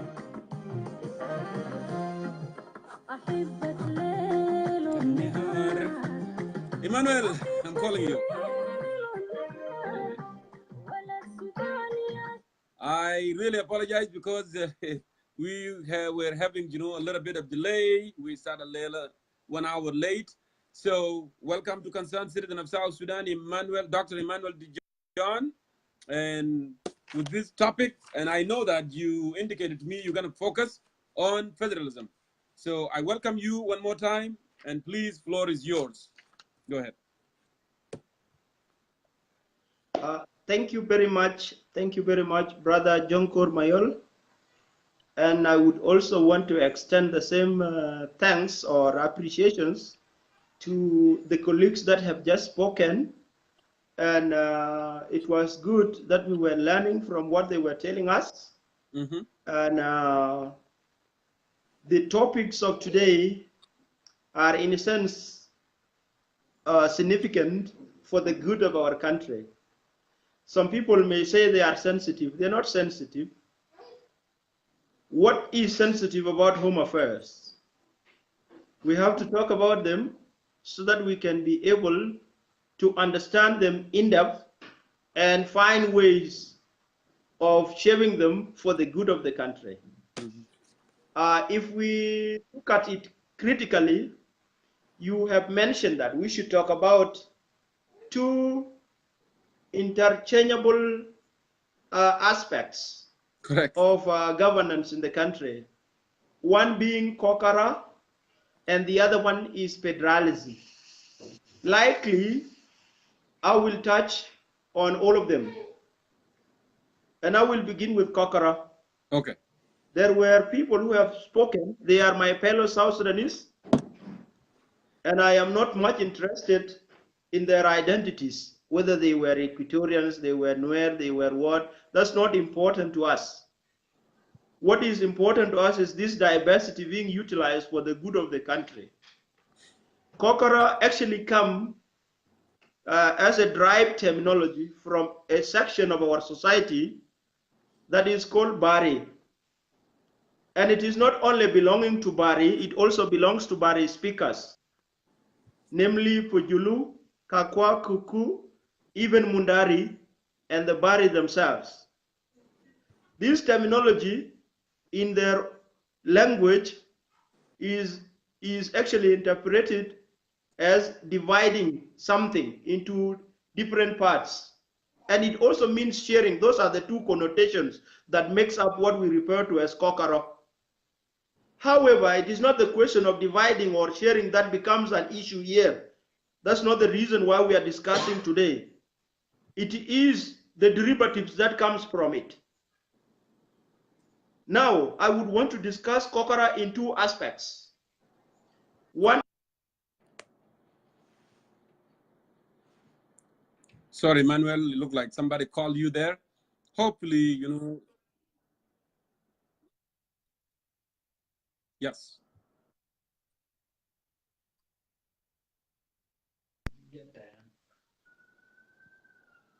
I want to discuss it in two aspects as to what was the cause of this Kokoro, and then what wasn't it cause.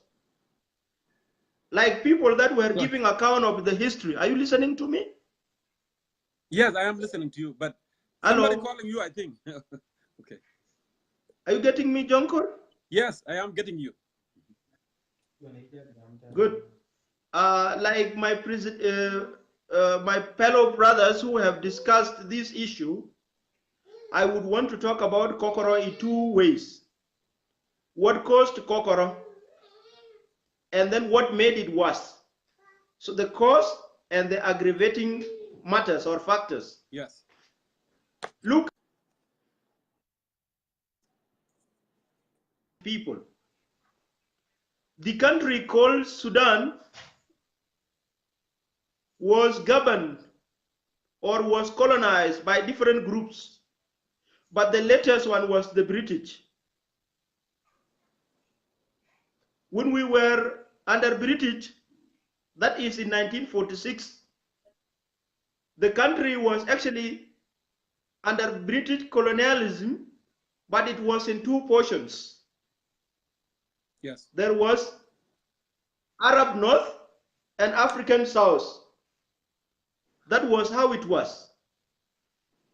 And then in 1954, there was an agreement signed to hold the country in one compact nation, but the South was to be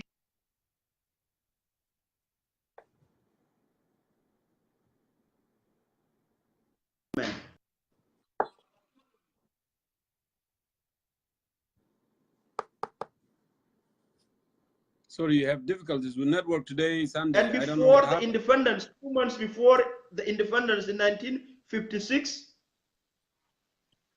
we were having another link with the Arab North on the issues of federalism that will be implemented later on in the country should the independence be brought. And the Arabs wanted the elements of South to be together with them for the purposes of independence. And you know our heroes, the likes of Ali Abdul Latif, the ones we usually refer to so, but his true name is Tongman. We're talking of this history. In 1955, the Arab themselves have decided to dishonor the agreement that we were having with them on the issues of federalism that will happen in our territories. And when this agreement was dishonored, like it was rightly put by my friend who spoke, the soldiers from southern origin mutinied in Torit, and that was the basis of the Torit mutiny. That is the beginning of that, the history. Now, what caused Kokara? Kokara was first triggered by Nimeri. It was triggered by Nimeri because South Sudanese were getting united following this Torit mutiny, and they were gearing to a certain direction to achieve a certain goal. Yes. This was creating negative impact on Nimeri's leadership, and he was inquisitive that he would want South Sudanese to be weaker than the current state that they were in. Yes. That was one. Number two, it was clad with what Emmanuel has just mentioned, the discovery of oil in the territories of South Sudan, with a desire now to call an area unity state, that is the Bantu, because of oil purposes. And that area was immediately administered under him in the presidency in Sudan. Those were the factors that made Nimeri trigger the disunity among South Sudanese people. And he came now to talk about it to the leaders that were closer to him. Yes. One such leader was his vice, that is Mr. Molana, the respected elder, Abel Alier Kwai. But that thing was not implemented. Then it became a constitutional matter that was discussed even at the level of the parliament at some point. And now there came in the Anyanya movement.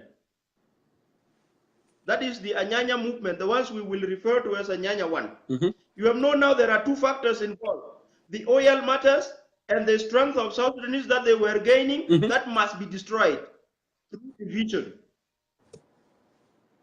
The Anyanya movement came in when injustices were met and when too many agreements were getting dishonored one after the other.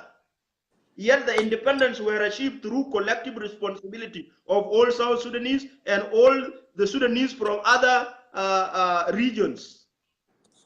Then the Anyanya 1 matters were aggravating the matters because the Anyanya 1 were directly being organized by one of the commanders who left from the military academy in Sudan, and that is himself, Joseph Lagu, who became the general, reorganizing these forces.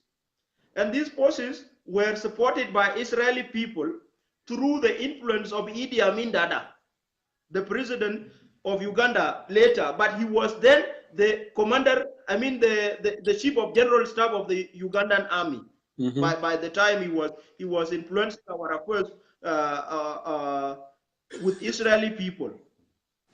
Now, when this Anyanya 1 became strong and was recognized, now there was now eventual degeneration to an agreement that would be signed later on in 1972. This agreement was referred to as Addis Ababa Accord, and it was signed by the two principals, Lagu on this other part and Abil Alier on the other part. And the growing tension that was brought about by other politicians from the northern origin, including the attempts to overthrow Nimeri, related on that aspect to bring themselves together so that they could face a common challenge. And Nimeri was again influenced to dishonor the agreement. But before that one, when agreement was signed, there was actually successive kind of leadership that was taking place. Abilaler was appointed. Abilaler was appointed to be the head of the High Executive Council, whose headquarters was based in Juba. And Abilaler, as a leader, recruited his people into the cabinet. And it was said that the half of that cabinet of Abilaler was mainly Denka. And then Equatorians sensed that they were getting dominated. That's one thing. Number two, they were not having power. Since majority are from the other Dinka section, they were not getting power. They were also denied access to other important aspects of the country. They could not penetrate there. So they developed sense of bad feeling towards Abilaler administration. And they decided to talk ill of that leadership, together with other people from within Dinka and even beyond that. So this one gave Joseph Lagu, the general who was fighting in the bush, the courage to challenge the sitting leader. And through help of President Jafar Numeri, Abilaler was now removed from leadership. And Lagu came there. How was Abilaler removed? He was not sacked. There were elections to be conducted. But Abilaler was pressurized by Nimeri not to contest. And he opted to withdraw his candidature or candidacy. And then Lagu became the head of High Executive Council unopposed. And he decided now to rule. But Abil was also having sentiment. He sat down in Khartoum and began also to instigate misunderstanding more and more. Likely, Lagu was accused of corruption, he was accused of nepotism, he was accused of what and what, and this was prompting the leadership in Khartoum, who was overseeing the affairs in the south indirectly, to remove Lagu in 1978. And Lagu was replaced by somebody who is of importance to South Sudanese, a father to our brother, Manawa Peter Garkot. He's welcome to watch our program. The daughter was go ahead. Dr. Yaweh. Yes. Peter Garkot was brought in as the head of the High Executive Council in 1979. You see? And then subsequent election was now established. And remember, all these were happening at the level of a High Executive Council after the Kokoro was decreed by Nimeri in 1983.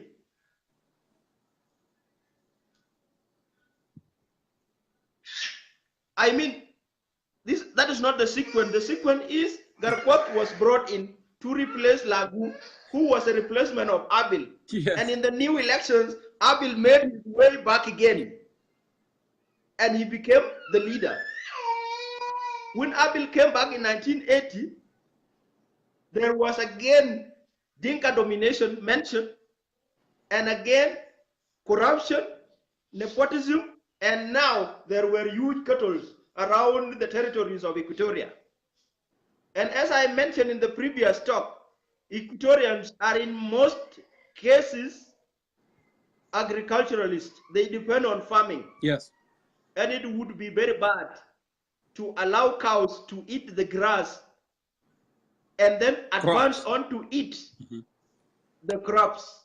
That one will trigger conflict. Nepotism, domination in the government, plus now cows eating the crops of Equatorian, they were unhappy. And you know the interest of politicians.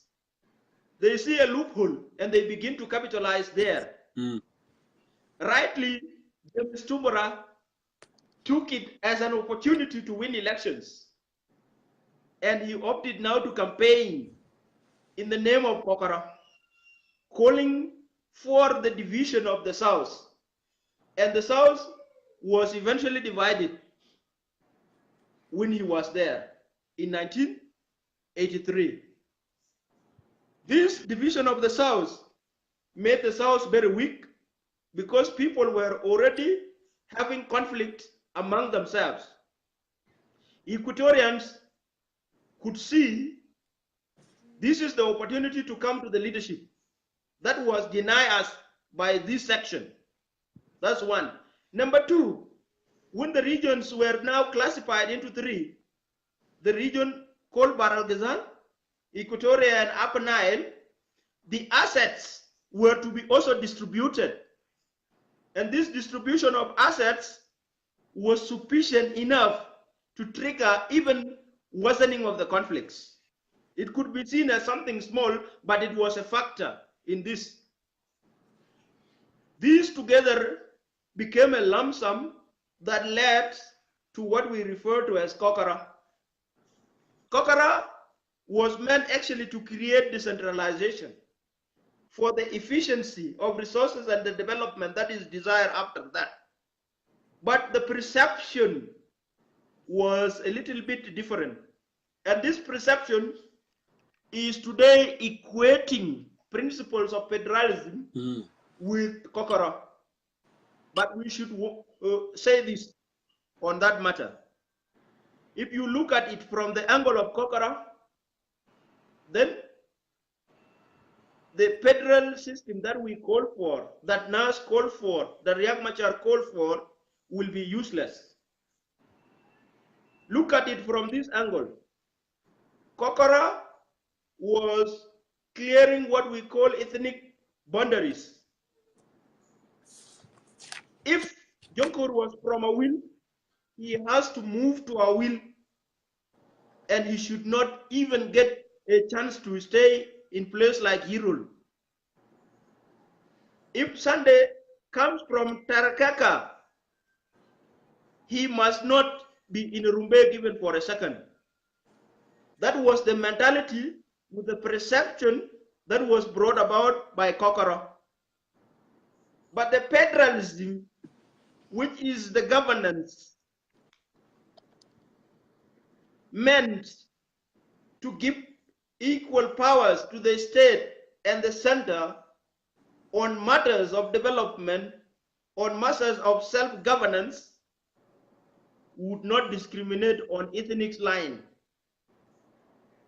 Federalism will allow Jongkor to be a governor of Jubek state, provided that he is a citizen of Jubek state, either by birth or by the fact that he has lived there. That one is not discriminatory in aspect, it is developmental in nature. And we have seen from time to time that pillars of federalism are not equal to confederation. In confederation, the region, that is now the region, becomes stronger than the country itself, which is not what we are after. We are under federalism that would give us the chance to develop our societies, that will give us the chance to bring powers closer to people. Look at it like this. Decentralization that was meant to govern South Sudan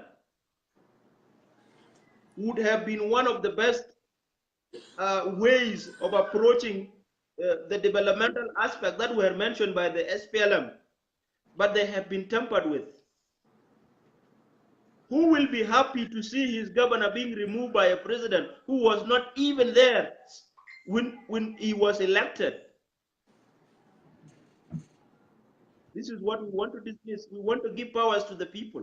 If they have elected one person today as their leader, until at such times that they would want him to go out, that's the time he would go. But not through the hatred of somebody somewhere who would want to remove him now.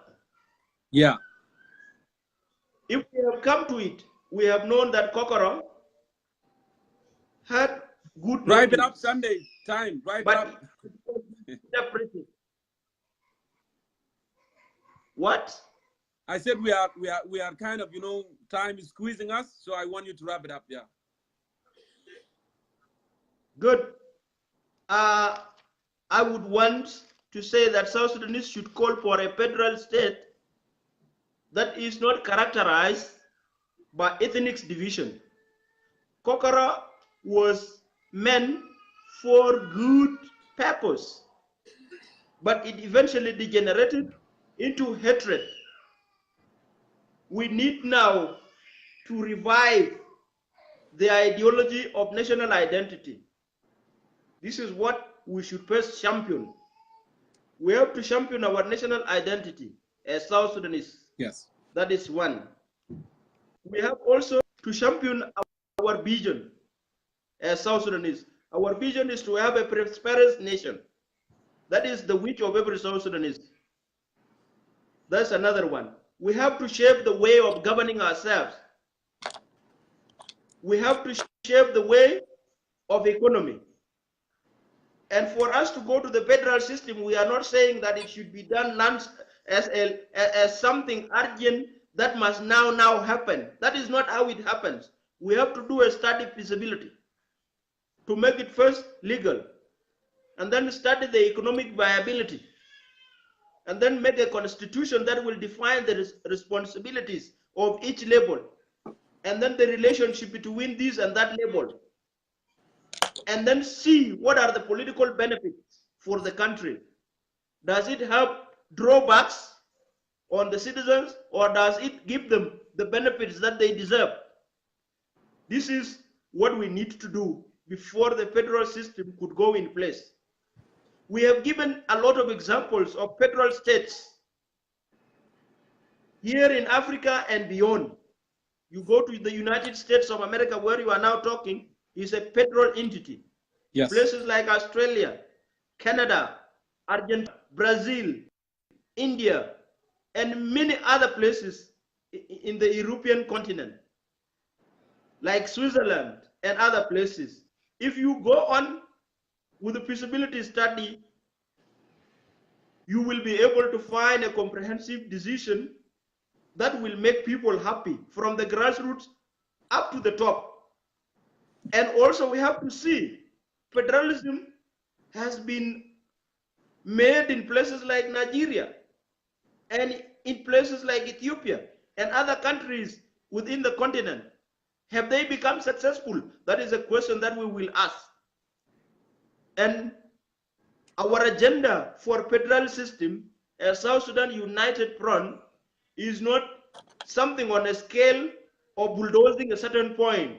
It is a genuine call that we have to share with the society so that it can be understood and interpreted not in the form of kokoro. Kokoro should now be called a good kokoro and a bad kokoro.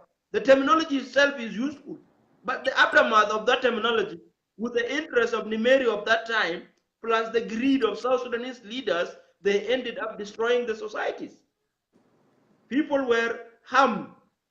Thousands of people have died, but that is not what we are after, because sentiments will never recall those people. Those who have died during the Kokora period will not come back because we are still sad. We have to be happy and shape a new direction. With this federal system, some people should not say that federal system that we are calling for is truly meant to torment the societies, to make the country remain in pieces, or to take some parts to the neighboring country. That's not the federalism we have called for. It is South Sudan that is wholesomely one, but that is not affected by the central leadership, so that Kajokeji can be developed.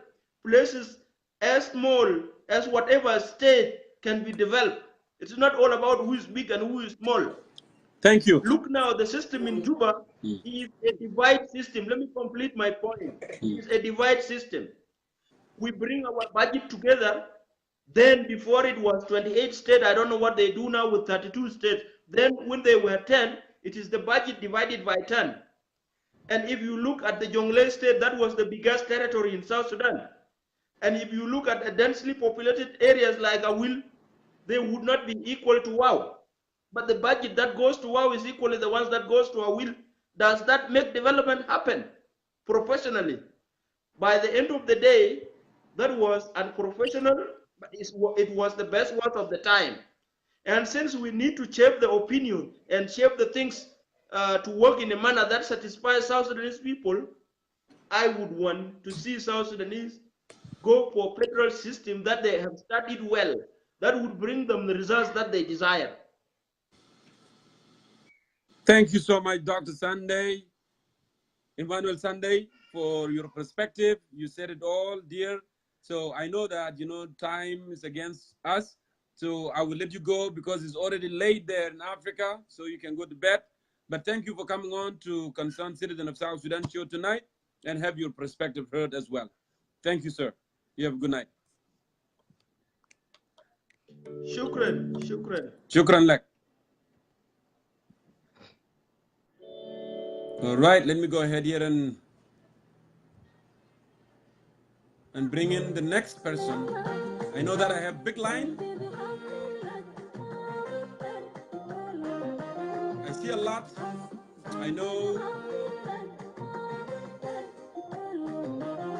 Kurukujo, you are in my list. Charles, you are my list. Francis, you are my list.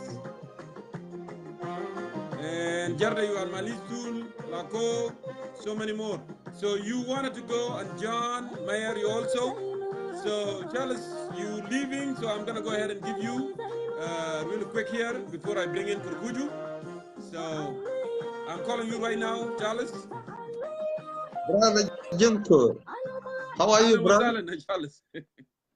Oh, topic Sabia, topic too much heat. I know, yeah, but it's okay.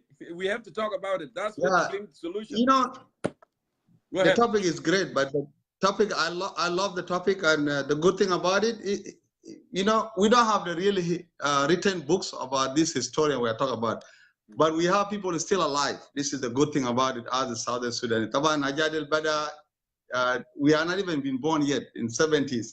I know it maybe we are middle of the 70s. So we will not be born there. But let me go to the topic right away because you have a lot of people. A lot of requests, yes. Let me go back.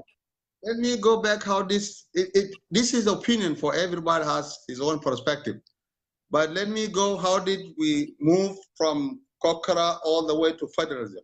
I'll go back a little bit. And I think I was not be born that time. In 1973, when Belalier started negotiating with the Anyanya One in Addis Ababa, Belalier was the second negotiator. The leading of the delegation was the foreign minister, what the guy named, this guy of Nimeri. You can't get if you haraka, help me out. It's who? He was here, advisor of Dr. John. Mansour Khalid? The advisor of Mansour Khalid.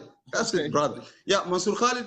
Yes, Mansour Khalid, at that time, he was the foreign minister in 1973 and was the head of the delegation to Addis, followed by the new lawyer, Abelalier. I think Abelalier was a new graduate at that time, so he was the second man in negotiator. Okay, when they negotiated, after the negotiation take over, everything went successful, then they came back, all Anyanyawan, some of them left behind in Tanzania, Congo, and so on, and Uganda.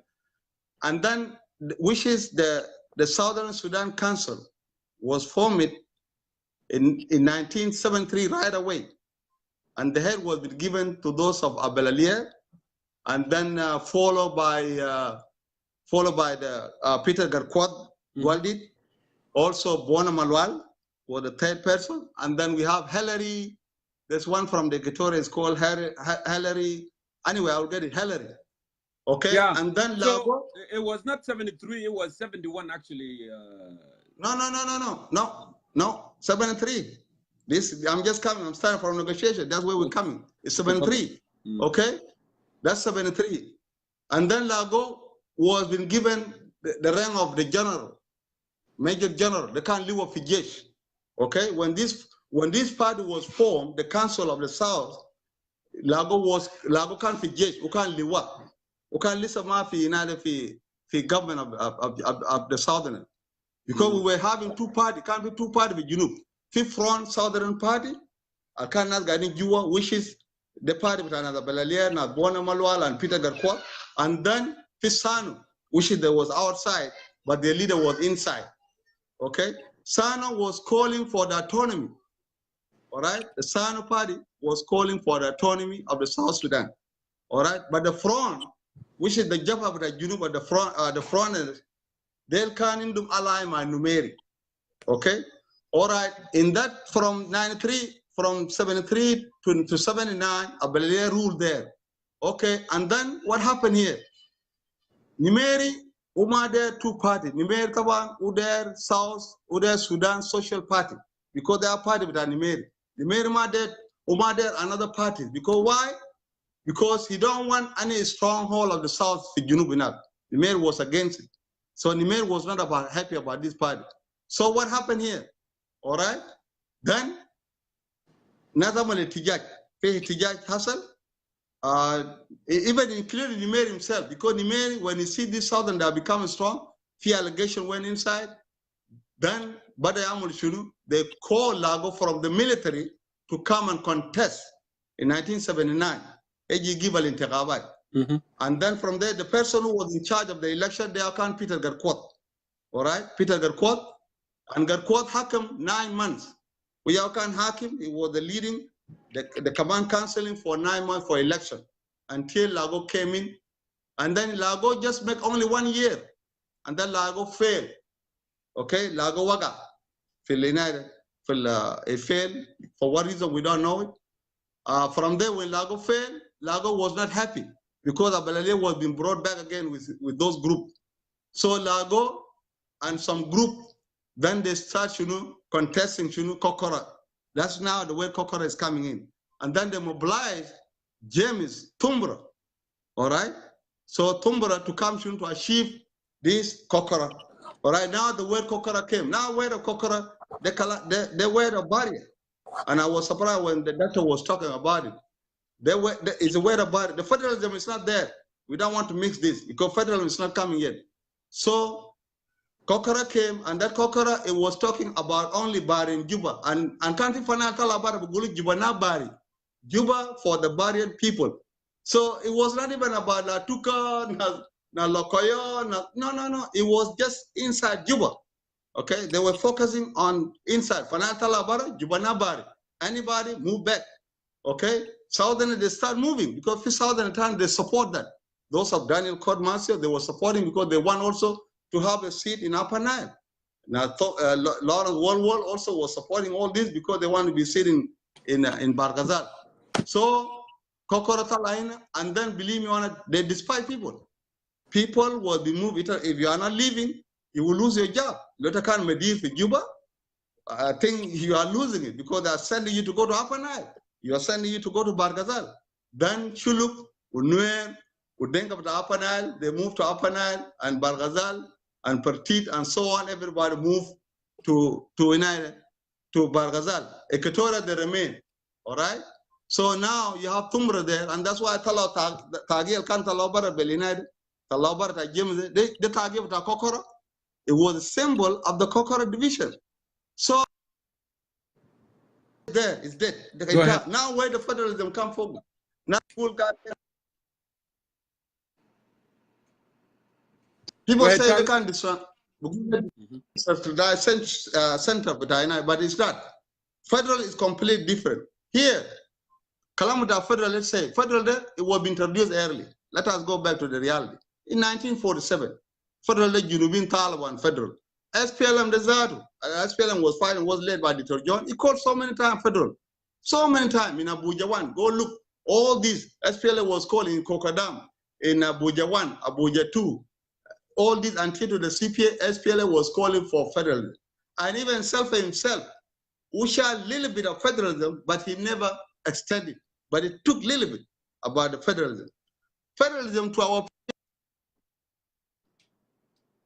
Go ahead. Jongkor, if you look here in America here, between me and you, the way federalism, how did America get it?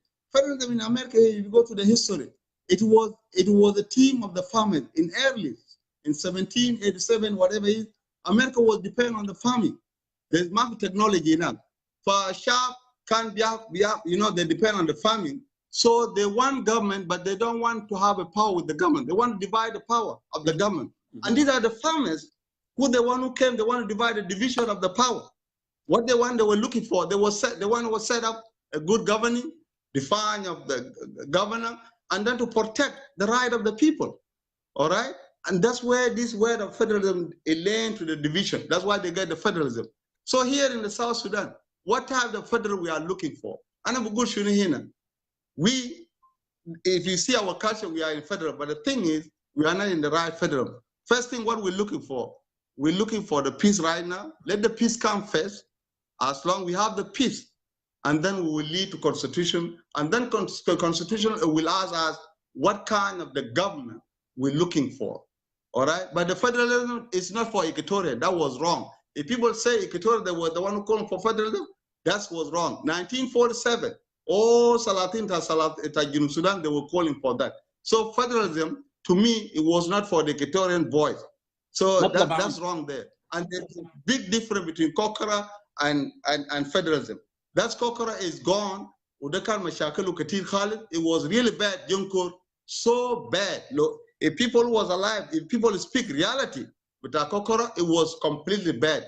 Bad even to Equatorian people, it was bad to the Bargazal, it was bad to the Upper Nile people, and it was caused the war of 1983. This 1983 war, Talabara fi harb with Kokora, you know, that's a part of it. And that war, you know, was led harb without shooter.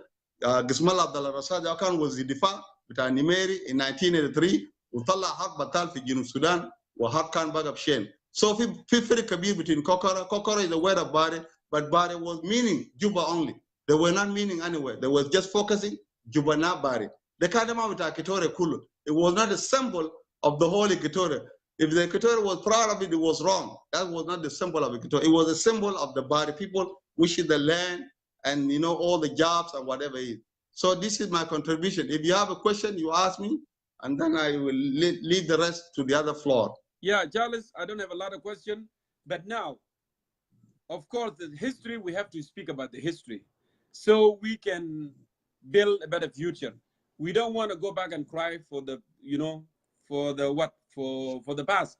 And the reason we talk about it, because when problem happen at the past, you learn from that problem, and then you move forward so you don't have to make mistake again. And that's why always I'm blaming SPLM. When they came to the power, they should realize that the mistake that had happened in the history, they're supposed to realize that and say, hey, we're not going to go back to that past. We're not going to allow this thing to happen. But because we have bad governing, that's why we end up with all these problems that are happening now. So now, Charles, what can you tell your fellow South Sudanese?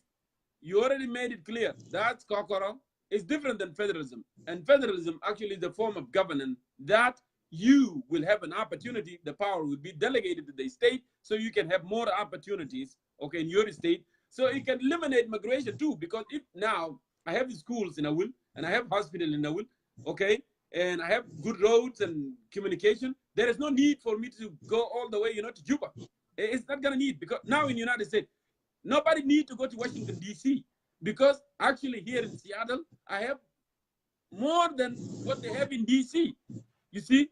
So what can you tell your fellow South Sudanese, you know, to take that federalism, you know, in a good way, not to misinterpret it like what had happened actually in the past? That's my last question for you, so we can wrap it up. Yeah, you see, yeah, brother Jongkor, look here in America, look the way federal, you know, all the business in the United States here, they are all, these business are owned, these are the private owners, all right? And these private owners, that's where they got this kind of federalism, because they want to have their own power, and then they will help the government.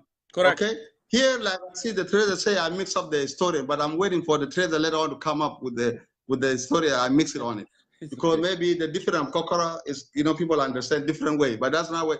But here, what I'm saying, look, let me go to the Salva Kiir government. I'm not a supporter of Salva, but look what he did. If you look, Salva have a little bit federal. This is reality. We have to give the guy credit for this.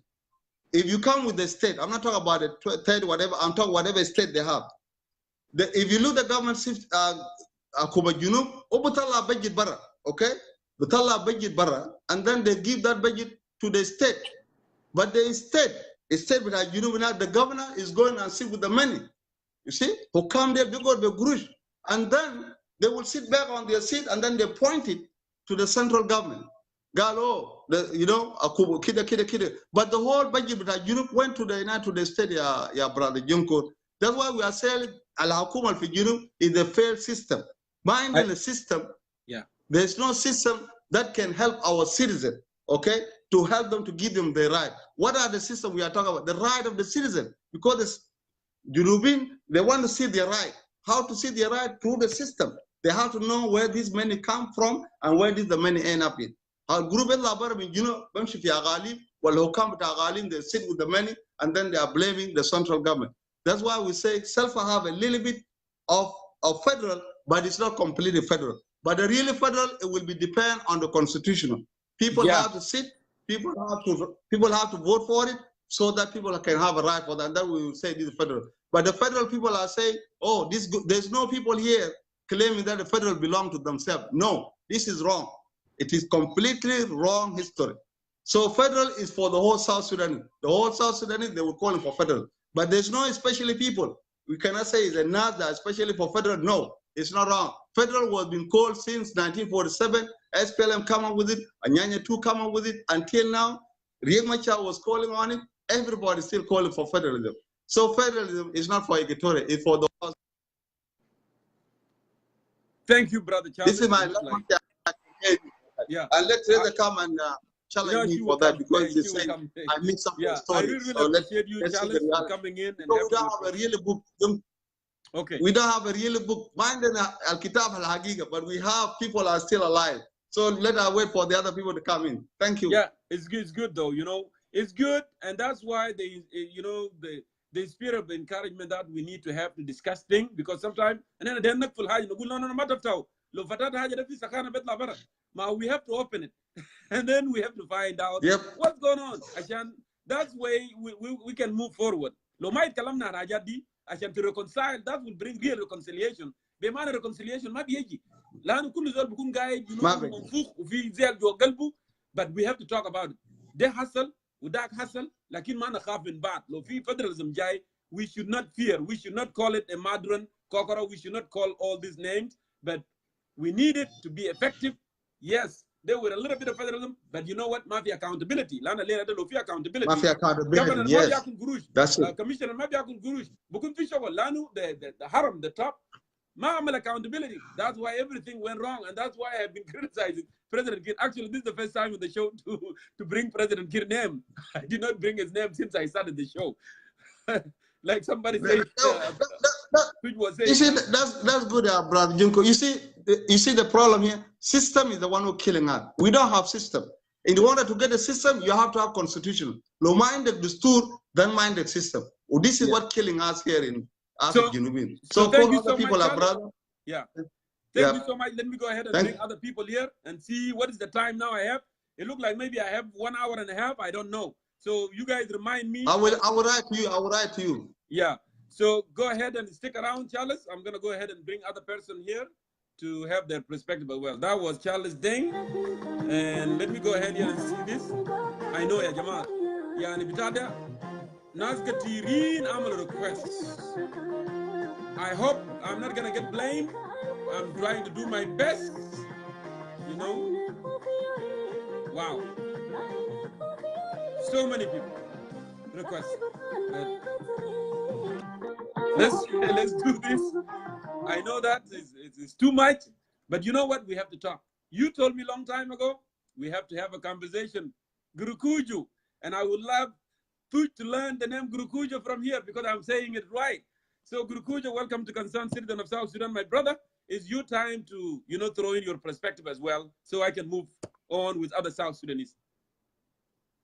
Thank you very much, Brother Jongkor, and greeting and respect, and a special greeting to our audience, 200 plus. And this is a very healthy thing.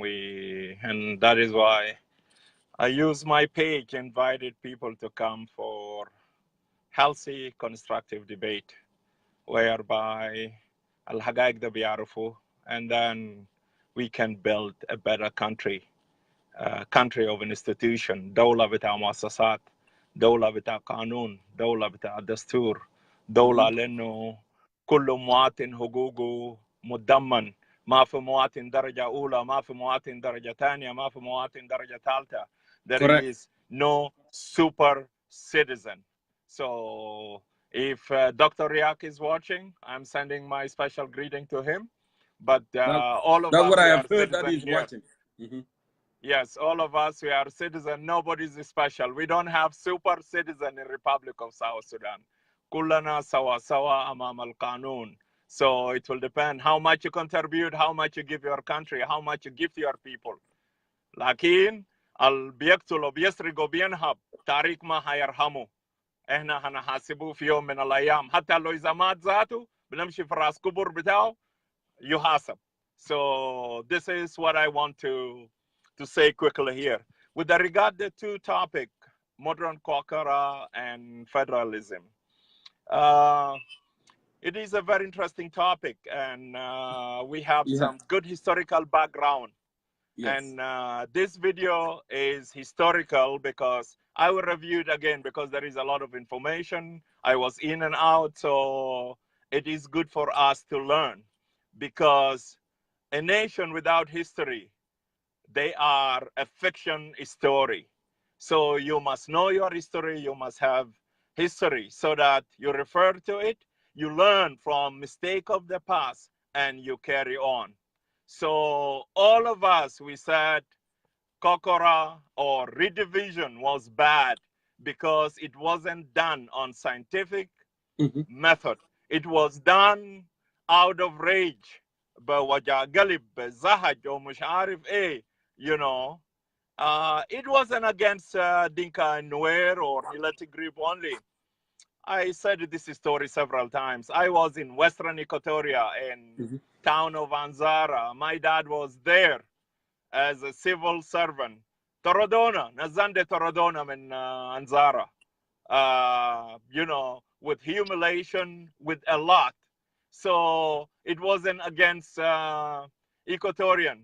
افتكر انه في ناس بتاع جوبا طردهم من واو. في ناس بتاع جوبا طردهم من Upper Nile. And somebody was talking about it, how people face difficult time in Upper Nile. They sold their property. مستنين بابور. Okay? مرقوم من بيوت بتاعت حكومة, being humiliated. So those are facts. Now, what went wrong there? We have to learn from it, and then we carry on. And that is why we are in 21st century, where everybody is informed, the knowledge, the information is there. We debate too much about federalism, its advantage. But people who are anti-federalism, they never came up with nothing. I have seen some lame stories that federalism cannot be implemented. لدولة جديد. دولة جديد بتاع شنو ياك؟ 7 years ياك. 7 years old child is capable to read and write and go to school to express themselves. Forget about this lame story. We have a failing government. We have a failing system. We have a failing party who is leading our country. That is why in 7 years, we are not sufficient enough to develop ourselves. 7 years is a lot of time. We rejected al-Fatra al-Intiqaliyah before referendum. From 15 years, we push it. لحد ما إنه مستعجلين, because people want to go to Juba to eat money. People want to go to Juba to loot. And we left everything to Jalaba. We are just in rush to get to Juba. So we have to blame ourselves, because based on CPA, South Sudan should be developed in terms of communication, in terms of road, in terms of service, in terms of school, in terms of حتى يكون عندنا مطار دولي حقيقي. But because our brothers الجو Gaba mustajilin, they want to go and eat. They don't have patience enough for everything. طلعنا من جنوب من جمهورية السودان من كير راس قطر واحد. خليك من مؤسسات وحاجات الثانية.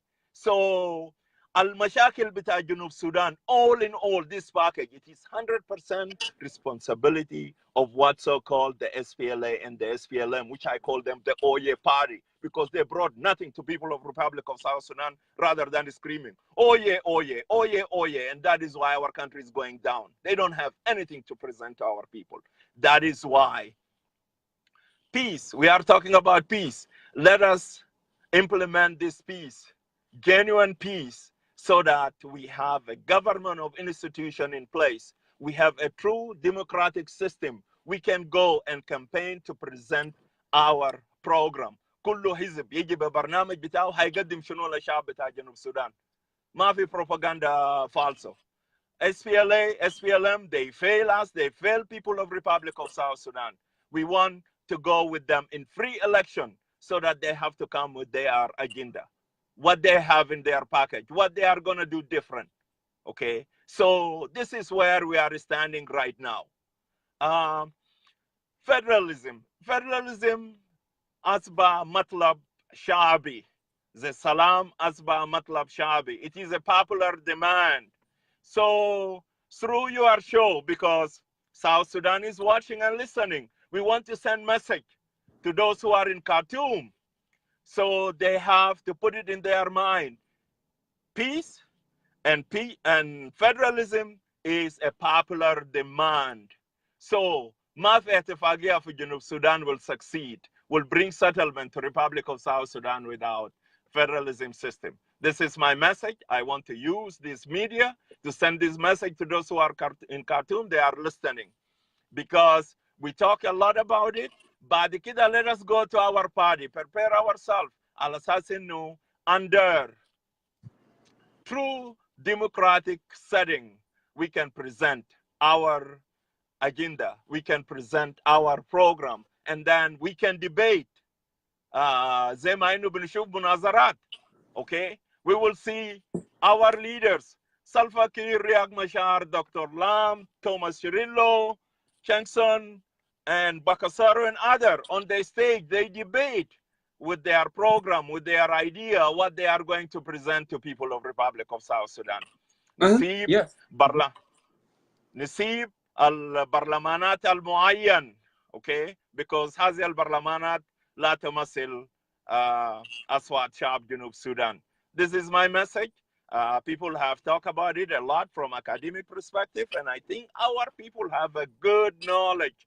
They understand the federalism. But still, through your podium, we look forward. We look forward so that people who are, what are the disadvantages of the federalism? We mentioned a lot in different shows. I talk about it. Ajawin talk about it. The other speaker, they went eloquently about it. So give a chance. Somebody who have thinks about the federalism, disadvantage of federalism, let them present it to the table so that to educate our people so they have good understanding. But Kokora was bad. We condemn Kokora. It is done. But let us learn from experience of Kokora. We move forward with our nation. Thank you very much. I don't have much to add because there is so many people who are pumped. They want to come.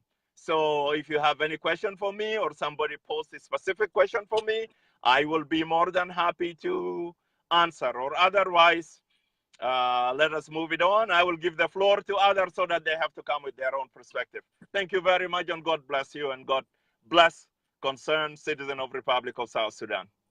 Thank you, Brother Kurkuju. That was so eloquent, articulate point, as usual, always. Thank you, brother. And please stick around and watch. Of course, you're gonna review it. This forum is for all South Sudanese. We have to interact. We have to talk about every issue. Okay. You said that by having conversation, we will get there. Without having conversation, we will not know what to do. Slowly but surely. One more. Thank you again. Thank you. Let me go ahead and bring God the bless. South Sudanese Bye-bye. here to express their opinion. Thank you. Okay. Thank you.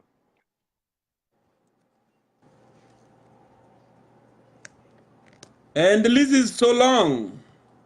So let me go ahead and bring the next one. So.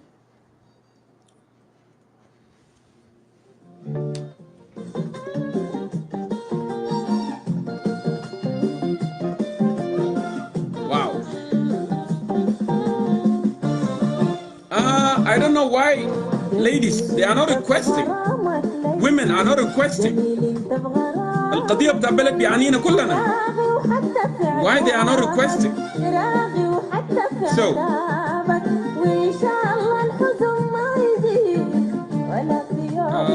Let me go to this fella.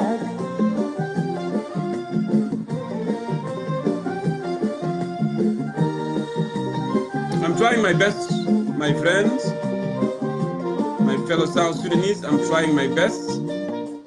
Let me bring in John Meyer, Abuna John Meyer. I'll give you a few minutes here because we are running out of time. So go ahead and answer that. John Meyer, dude, I'm calling you right now.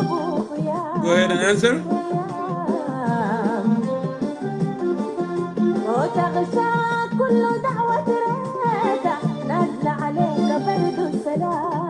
John Meyer, I hope it will work for you. I'm calling you. If you are there, please go ahead and answer.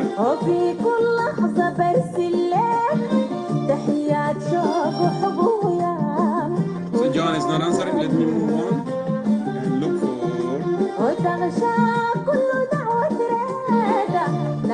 I'm calling you a call I should teach. I believe you are in Arizona. Go ahead and answer my call. Brother call, I'm calling you. All right. Welcome to Concerned Citizen of South Sudan, Brother call. You're always driving. I don't know what's the case. I'm gonna stop here in gas station. Okay. Kev, how you doing? Alhamdulillah. Good to see you. Okay. So you have heard, you read the topic? Jerry. Yeah. Yeah, go ahead and فضل يا اوكي شكرا جونكور and concerned citizen والناس القاعدين كلهم. نعم. طبعا الاخوه كثير يتكلموا عن فضل اليوم وكوكورا. احتمال بنعمل اد ما في كتاب كتبوه، لكن انا من واحد عشت فتره داك. نعم. انا كنت younger، كنت في ثانويه and I know what is going on and it's good to broad our history. That's why we can not follow in mistake. طبعا اولا ده نقول الحكومه الفدراليه جنوب السودان، انا كتبته قبل هناك حكومه جنوب السودان بيحكم بالفدراليه، لكن الفرصه بتاع الحرب طبعا بدا early 2013 هو ما عدى الى التنفيذ بتاع الفدراليه، لكن نوال بتاع الفدراليه موجود. عندك برضو الفدراليه الناس بيقصدوها ممكن different من فدراليه، لانه شنو لو شلت example US وانت ذكرت قبل انت في سياتل وانا في اريزونا هنا، يعني ما بنحتاج بشنو بواشنطن دي سي. هنا بنخش في المجلس او في الحكم بالمواطنه بتاعتنا، سبيشال ناسنا يانا الولدوم هنا، او ان هنا عملنا سجن وبندفع ضرائب وكده مده سنه. انت ممكن تعمل كونتست في اسمنا في منصب ده الفيدراليزم اللي هنا دايرينه في جنوب السودان. عكس الفيدراليزم اللي حصل في فتره بتاع الكوكورا. نرجع ورا شويه. الحقيقه الكوكورا كان موجود، لكن اصوات بتاعهم كان بسيطه. كان حاصل في خلافات سياسيه بين حزب، لانه الجنوب كان بيحكموا بين احزاب اللي هو حزب سانو وجبهه الجنوب وفي احزاب الثانيه. نعم. ففتره داك بين عبد البير ولاغو كان في خلاف بينهم. لما حصل خلاف بينهم بباد جوفرمنت، قام الاعضاء القبال ذكروا ادونو منو ذكروا قبال بتاع بحر غزال وعبر نايل، قام حالفوا مع شنو؟ مع جيم تمبرا.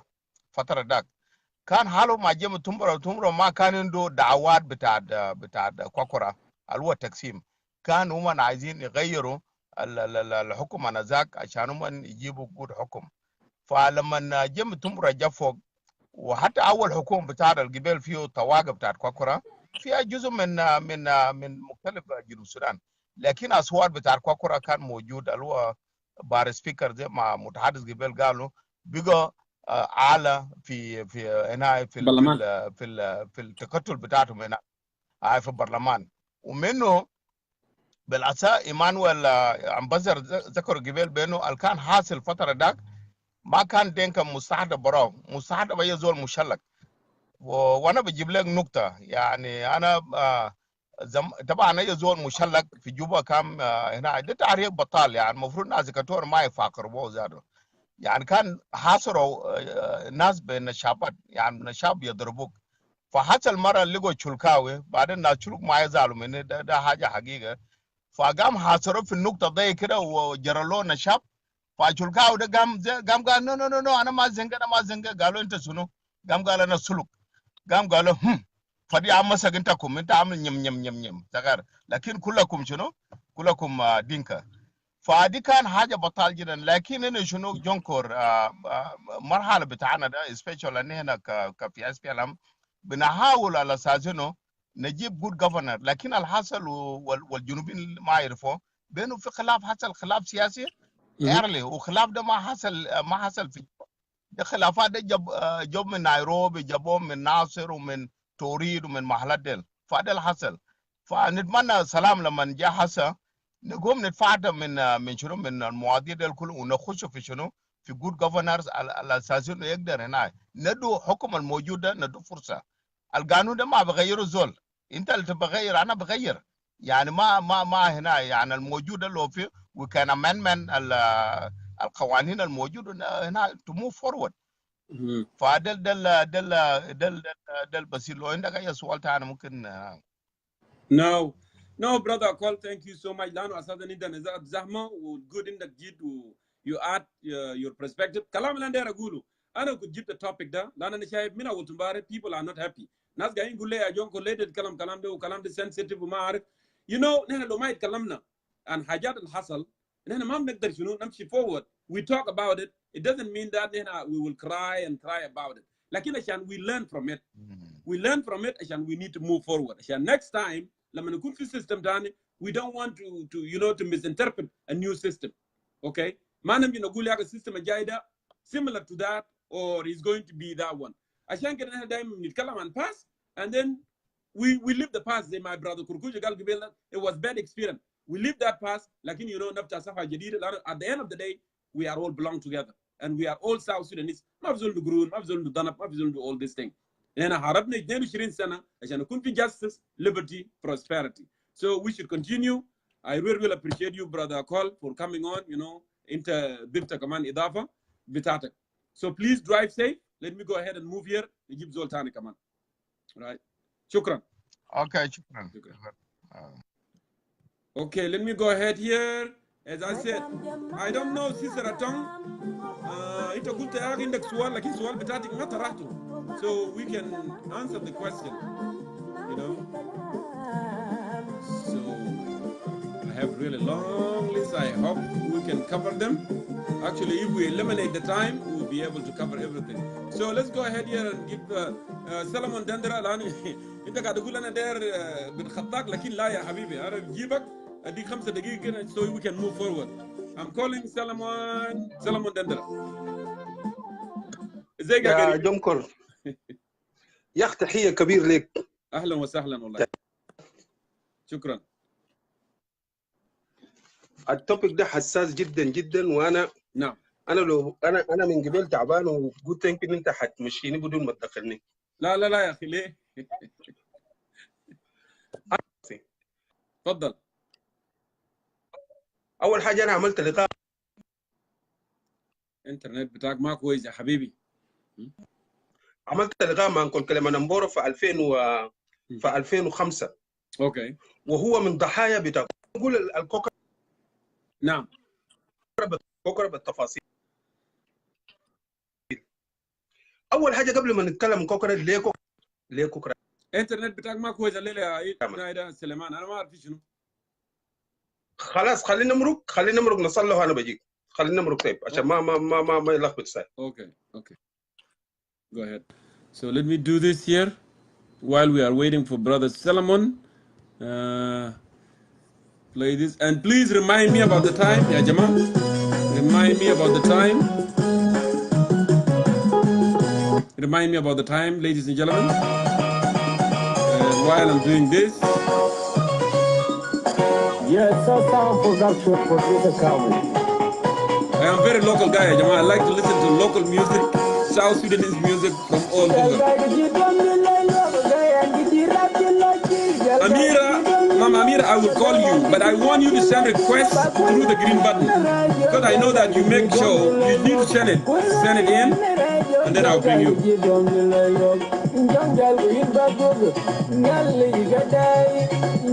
Where's Solomon? Solomon, you are not there?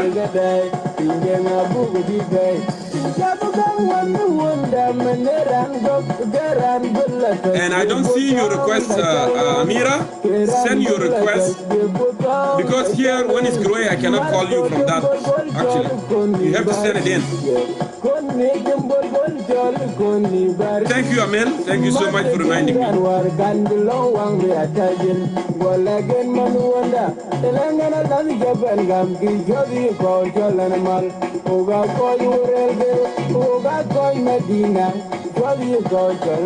Amira, send your request, please.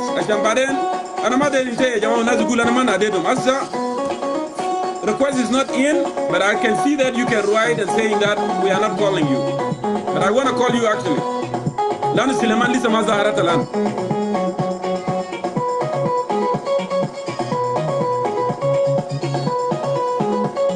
So not yet. Solomon is not there. And no request from Mama Amira. Yeah, you say call me. I see this, you write call me, but you need to hit the green button. Now here and over there, I didn't get a female. There are the two options, block, like.